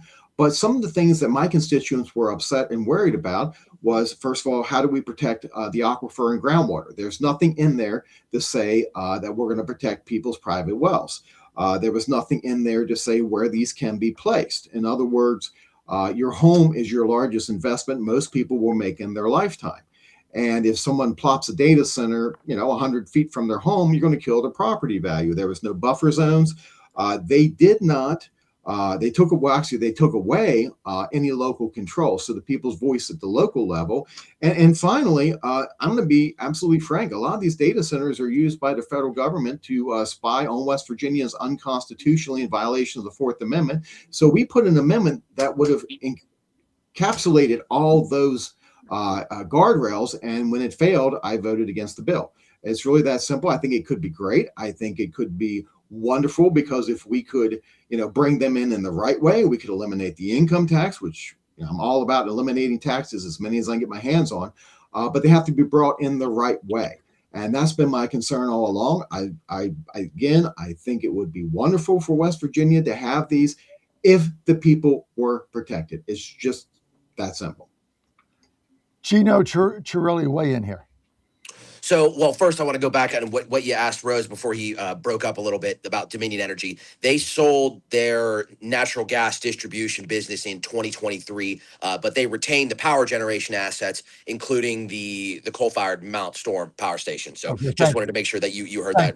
Senator Rose is traveling. He probably broke up and didn't hear that, so I just wanted to cover for him there as well. And as far as the data center stuff goes, it's there. This is one of those issues where, believe it or not, there's nuance. There are both sides. I think that there are legitimate concerns to be had by all parties here. However, generally speaking, I think when it comes to the future that we think about for West Virginia, where I think about the future of West Virginia that I want to live in, I do see data centers playing a part in it. What I don't want to see is I don't want to see a complete takeover or see us not be able to manage the growth that they've seen in places like Loudoun County, where it's kind of gotten away from them. The governor has really taken a driving force on this. He was the big push behind this, and I have to give him credit for that 100% because he sees the opportunity to where very rarely as state legislators do we get to preemptively act, and I think the governor's done a great job at getting the legislature to do just that.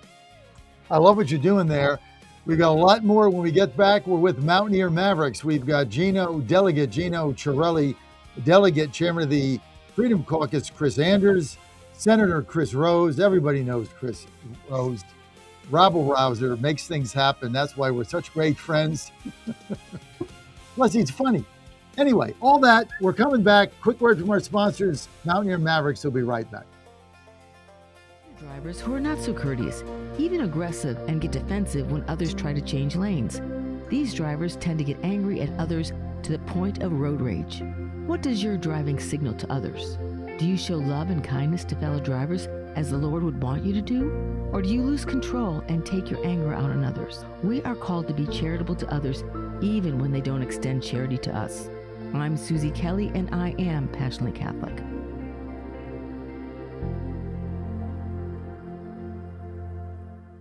Now more than ever, it's imperative to support companies that share our conservative values. That's why I can't be more excited to tell you that I've switched my family to Patriot Mobile. Patriot Mobile is America's only Christian conservative wireless provider. When you switch to Patriot Mobile, you shift your support away from the leftist, woke, progressive agendas of Big Mobile. Patriot Mobile's wireless service works perfectly and seamlessly as you go about your lives with exceptional nationwide coverage that uses the same towers the main carriers use. Patriot Mobile donates a portion of every dollar earned to causes you care about, to organizations that fight for religious freedom, First and Second Amendments, sanctity of life, and the needs of veterans and first responders. Patriot Mobile has plans to fit any budget, along with great discounts for our veterans and first responder heroes, as well as multi-line users. Switching is easy. Just go to patriotmobile.com/Godzilla or call their U.S.-based customer service team, 972-PATRIOT. That's 972-728-7468. Use offer code Godzilla for free activation.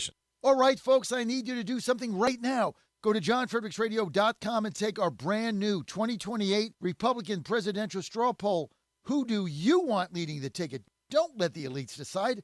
Make your voice heard. While you're there, weigh in on two huge issues: eminent domain reform and President Trump's tariff policies. Are they protecting American workers or hurting growth? This is your movement, your vote, your voice, your choice. Go to johnfredericksradio.com right now and take the poll.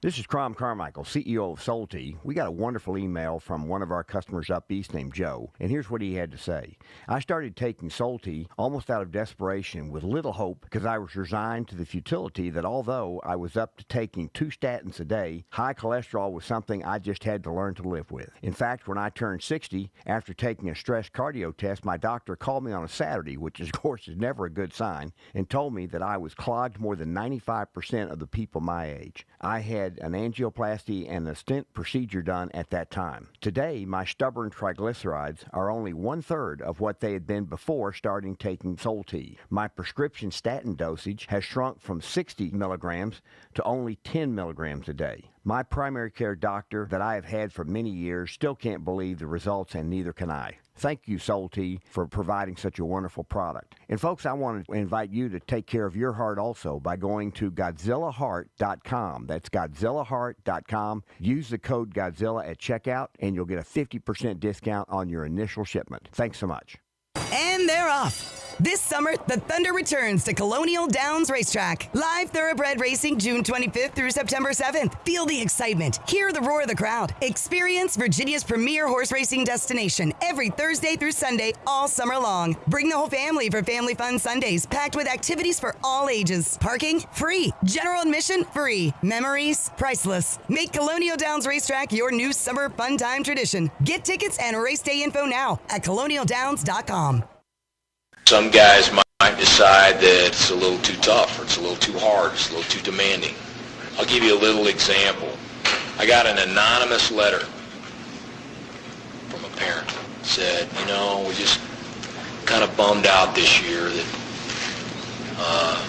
the boys only get 2 weeks off before they start their summer conditioning program. Normally they get 3. Well, we gave them a week at the start of the semester rather than at the end. But here's my point, okay? It's Division I football! It's the Big 12! It ain't intramurals! You got 2 weeks after finals, you got a week at July 4th, and you got a week before camp starts. That's a month! That's probably more vacation than you guys get. And we're a little bummed out that we don't get 3 weeks? Don't touch that dial. You found your home of the truth. Do you solemnly swear to tell the truth, whole truth, and nothing but the truth? With the best analysis in America. You can't handle the truth. And now back to the John Fredericks Show.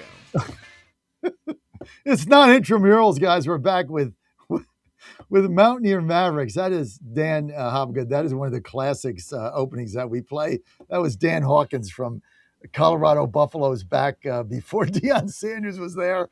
He didn't do very well, but it's not intramural. It's a Big 12 football. Like, get up off your butt and go to work. So funny. Anyway, it's good to have our Mountaineer Mavericks with us today. Don't forget, just a quick couple of announcements. Pre-game show on our Mountaineer Network, WV The Torch. That's going to be at 12:30 p.m. today. First pitch, 2 p.m. Learfield pregame show, 1:45. And then, of course, our postgame show is going to be way after that. Go Mountaineers. That's going to be on today. And then, of course, we're going to be live streaming our big event, our big victory party tonight. Corey Lewandowski, Congressman Morgan Griffith, and U.S. Treasurer, Trump administration senior official Brandon Beach is going to be speaking. That'll be live streamed across our entire network on video and radio. That'll be starting tonight at 7:45 at my victory party in D.C. Want more information? Go to makedcgreat.com, makedcgreat.com. We're going to have a lot of fun there tonight. We got our Mavericks here on screen. We got Ryan Stanley is joining us, Director of Research at Defending Education. Ryan, we'll get with you in a minute. I want to get back to Gino Chiarelli, House of Delegates member. Gino, when you look at West Virginia and you look at the economy, I'm going to keep bringing this up because I had the governor on and he kind of addressed it. But the biggest problem we have is not data centers, it's not energy, it's not what I see as economic expansion. It's the brain drain of our kids. They graduate from Marshall, or they graduate from Frostburg, or they graduate from WVU, West Virginia University, and they leave the state. They go to D.C. with me here, like I'm here. They go to Raleigh, they go to Atlanta, they go to Charlotte, but they don't stay. And I think that's the biggest Achilles heel that we have, Gino, and I know you're doing a lot of research on this. What do we do in West Virginia to keep our kids here, get married, have a family, get a job here? What do we have to do? Well, I'm glad you brought this up because this is one of the things that I've been discussing with a number of the members that are on the way in. A number of people that have recently won their primary election in West Virginia for the House of Delegates are very young people. We have a large incoming class. I think there's 7 or 8 people that are 36 years old or younger. They're young professionals. They have families. They have started professional careers here. They have found reasons to stay and build here in West Virginia. And it's very, very exciting to me to see this because if there weren't people here thinking about addressing the same issues, they wouldn't be running for office. They wouldn't be trying to make the state better for everyone. So it's very, very encouraging to have that. We're going to work really hard about what we can do to make a better West Virginia for people to live, work, raise families, get married, pass on legacies to their kids. We want people to build here. That's one of the biggest things that I noticed that on the way in is that West Virginia has a demographic problem. It's very lopsided. We have an elderly population. The young people are looking for every opportunity that they can to leave in a lot of ways. That's not the future that I want to see. So I think that we need to address these issues head on. I think there has to be opportunity. There has to be economic opportunity. I think that we have to build a culture where conservative families want to raise their kids and be successful because I think that West Virginia in a lot of ways is a destination because they know the values that have been held up by the state government here. So there's a number of different factors here, but we have to give people opportunity. I think you nailed it. In fact, you've got one young lady coming in. She's running unopposed. I think it's in a Panhandle. Katie Rose, I think. Katie's great. Yeah, no relation to Chris Rose, but she worked for Riley Moore, and she's got to be in her mid 20s, I think. But that's the kind of people you need in there. But am I off base here, Delegate Andrews? I think that keeping our kids in West Virginia is a number one priority, and I'm just not sure what the answer is, Chris. Well, it's a symptom of a bigger issue. Keep in mind, West Virginia was ruled over by the Democrats for 83 years to just recently. And they built this huge government and all these regulations that actually stifle the businesses that would want to come here. So just in the past 10 years or so, Republicans have taken control of the government here in West Virginia, which is a good thing, but we need to be more aggressive. We need to be bold. When the Democrats get power, they push things through. If you look at Virginia, they've gone completely nuts in Virginia, ramming through their agenda.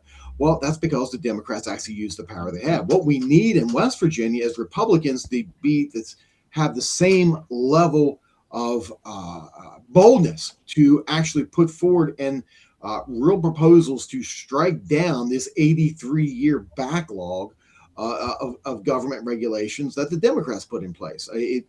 Again, keeping young people is a symptom of a bigger problem. The bigger problem is we still have a lot of the same regulations and government control over the state that we need to reduce to allow people to actually work and achieve their dreams. Let's get to Ryan Stanley joining us from at Defending Ed, Director of Research at Defending Education. Ryan, in less than a month, the Supreme Court will issue an opinion on West Virginia v. BPJ. This is going to decide whether transgender athletes will be allowed to compete with their peers who align with their gender identity or their biological sex. Elaborate on this. Yeah, gentlemen, thanks for having me on this morning. What we're waiting on from the Supreme Court is this case out of West Virginia, which is not an isolated case of young males competing in female sports. Just a couple weeks ago, this specific male in this Supreme Court case threw the shot put over 2 feet compared to the next female competitor, which is a massive difference in that sport. We saw in California, for example, a male take multiple state titles. And I believe it was New York just recently where another male had taken a title over females. And so really, we can sit here and debate all day long about or have the discussion about males competing against females. But what I wanted to highlight is that specifically in California and also, obviously with the Supreme Court case, the activists especially, and we got to remember that these are children. And these children are being allowed to do what they do because of the adults in their lives, the teachers, the education system, in some cases, even the sports federations, and by the way, club sports for those that are that are in that world. And so what I wanted to highlight was that the reason in the case of California, the CIF, the California Federation for Sports there, put into place a policy that said, you know what, the top finishing male, they'll have to share that podium with the top finishing female. And of course, the supporters of that male threw a hissy fit and protested. Why? Because they cannot accept this idea that biological male is actually different from the females. So to have him share the platform with a female is to say that he is different.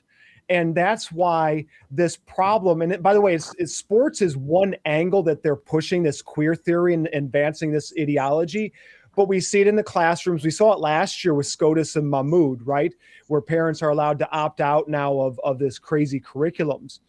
And so the big picture zoomed out point of all this is that you have far left actors trying to push into every facet of American life, especially into our children, this idea of queer theory, which starts to posit the idea that, you know what, boys and girls they're all the same, and you can choose to be what you want to be when you want to be it, and you have to participate in this whether you like it or not. Chris Rose, how did we get here? We got here by allowing the radical left to indoctrinate our children on these college campuses, which turned into a whole generation of woke school teachers that got into our public education system.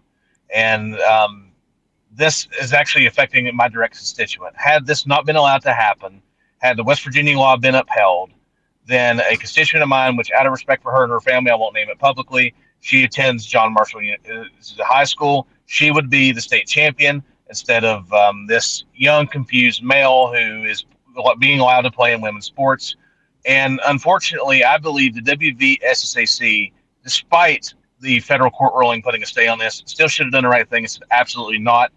They should still have awarded first place to the legit female. We have to protect our women in these sports, and we have to protect them. I mean, this is not only being allowed to happen on the field, folks. We got to keep in mind, when this happens, they're changing the same locker rooms. They're using the same showers. This is disgusting. This is, this is sick. I mean, it's a mental illness that people are putting on these children. A lot of times it's the parent that has it, and they try to convince the child that they're the opposite gender of what God has blessed them to be. And we have to push back against that. It's the utmost form of child abuse that I've ever seen in this country.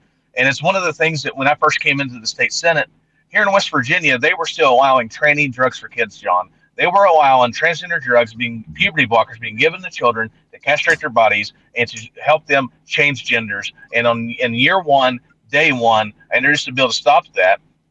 And also was very supportive of protecting women's sports. We have absolutely, the Supreme Court must rule in West Virginia's favor on this. And as a state, we must be prepared. If it is struck down, we have to be prepared to call an emergency special session to address whatever the Supreme Court, if they rule against us on this, to have a piece of legislation that they will uphold to put a stop to this right away. Gino, would Governor Morrissey would he be the one to do that, to call the emergency session?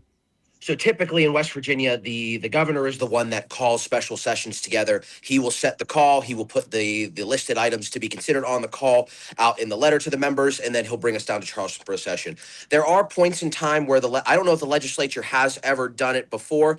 Chris, if you guys know of any specific time, let me know if it happened. But the legislature is able to call themselves into session if enough of them get together and ask for it. I don't believe that's ever happened. So it would most likely have to be Governor Morrissey that puts out the call. So if he did that, I mean, let's say this ruling doesn't go West Virginia's way, would the governor call an emergency session in order to legislate it out of West Virginia?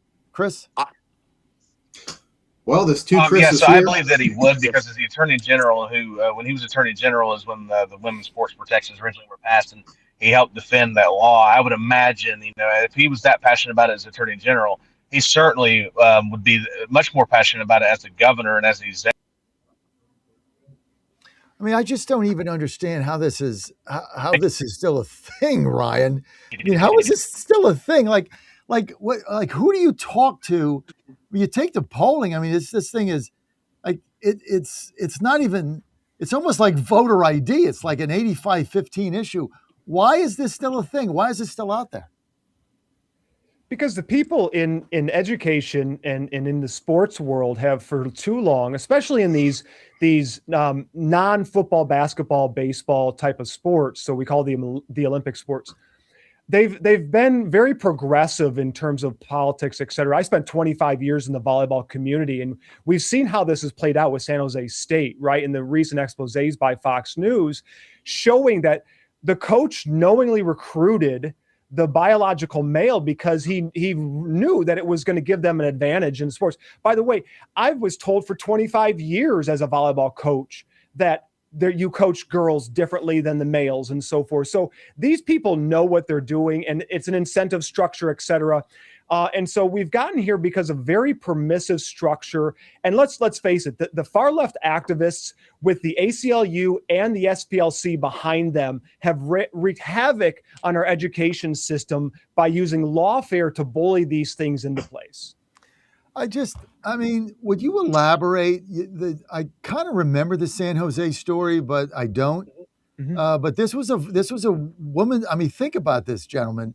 This was a women's volleyball coach, male coach, that recruited a transgender male on his team because he knew that the school would allow them to play.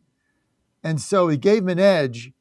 And so now you got coaches part of this fraud. I mean, what the, like Andrews, what, I mean, how does it, this defies all logic. Like, who would even go to those games? Who would be in favor of that? Well, to be absolutely frank, it's always stunned me what type of bizarro clown world we're living in where people are denying the truth of biological sex. I mean, it's absolutely ridiculous that this is happening, but it's typical of the left that they run as hard as they can with an issue, and they want to deny truth. The fact of the matter is, if the federal government, if the Supreme Court doesn't rule with us, first of all, the 10th Amendment doesn't allow them to do so. I've read the Constitution a few times, and nowhere in the Constitution does it say that the federal government can step in the way of a state law that just affirms the truth that men are men and women are women. But if they do, we need to be called back into special session right away. Either the governor does it. I hope that the governor does it. If not, I 1,000,000% supportive of getting the legislature to call us back into session and address whatever technicalities what I lovingly call robed overlords would find problems with our law and fix it, because this is West Virginia. This is best Virginia. We don't know. I mean, we don't allow this type of insanity, bizarro world to happen. This is a common sense state. We're not the People's Republic of Virginia or Maryland. Gino, when you talk to your constituents, I mean, is there anybody in your district? I mean, you're in Morgantown, so there's a lot of students that you represent. A lot of the student community, a lot of the faculty community represent our flagship university. A lot of my business is there. Is there anybody you talk to that says, "Hey, Gino, we really want men playing in women's athletics. We think that's just fair, better for transgenders, and you really need to be on our side in this." Do you get that from anybody? No, if anything, I get my constituents are, first of all, of the many WVU employees that I have in my district, a lot of them reach out to me almost in secret to discuss some of the things that are going on at the university. I think WVU does very, very well, and I think that it's not, it's not as far gone as many of the other universities that we've seen around the countries. Alas, it's still higher education, so there is still some of that leftist bias that exists. It's ingrained in some of the fibers. However, nobody ever asks me to please make sure that men can play in women's sports. I mean, I'm running out of ways to talk about this. It is complete and utter madness, and I think that this is one of the byproducts of a culture, of a society that has largely rejected God. There are no chemical solutions to spiritual problems, and I think that people are trying to fit a lot of square pegs in circle holes, and the public support is simply not there. What I hear my constituents ask about, they want to know about roads, and they want to know about the trajectory of the state as far as the economy goes. No one's ever asking me to make sure that we blur the lines between biological genders. It's utter madness. Gino, Troy, let me interject. Let me interject something here. I know it's the most unloving thing to tell a child, from an adult to tell a child, that God did not create you perfectly, and that you have to take chemicals and you have to go under a knife to be something that you're not. That is the most unloving thing you can do to a child, and that needs to stop. And Gino's absolutely correct in the point. They're trying to get government to replace. They're trying to get people to pray at the altar of government instead of to God.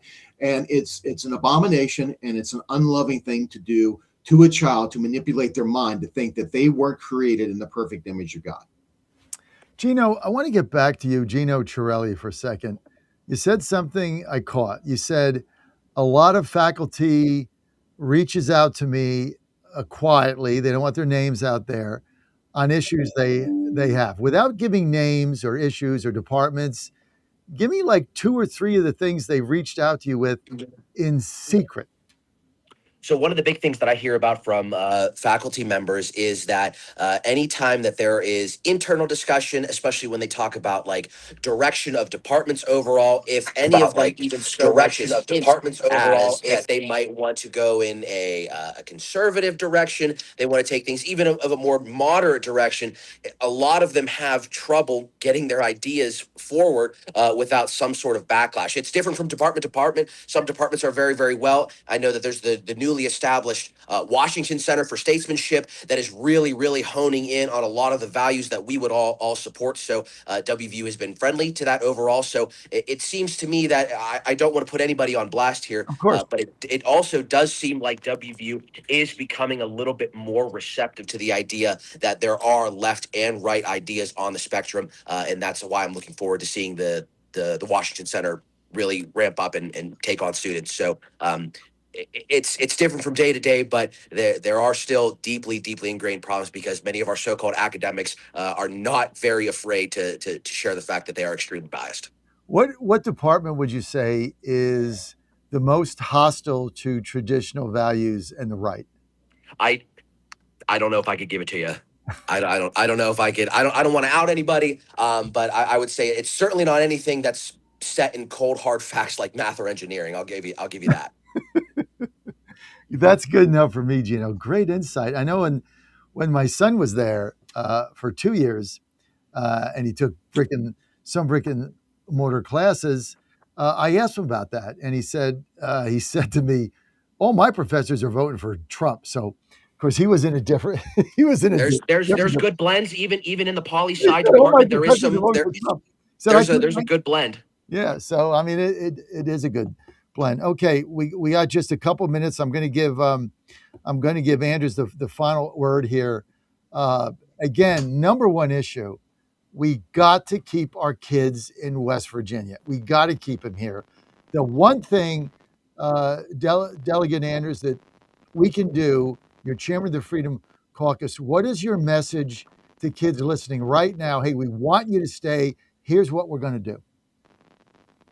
Well, first of all, I don't see West Virginia as it is currently. I see West Virginia as it could be, right? We have tremendous opportunity here. We have a Republican supermajority in the state, and we need to actually use that supermajority to do things like dismantle the Democratic agenda and the bureaucracy that they created over 83 years. We need to get rid of the income tax. We need to protect people's property rights. We need to install liberty. We need to keep the woke out of West Virginia. They can go to Virginia if they like. They can be in Maryland if they like, but not in West Virginia. It's not going to happen.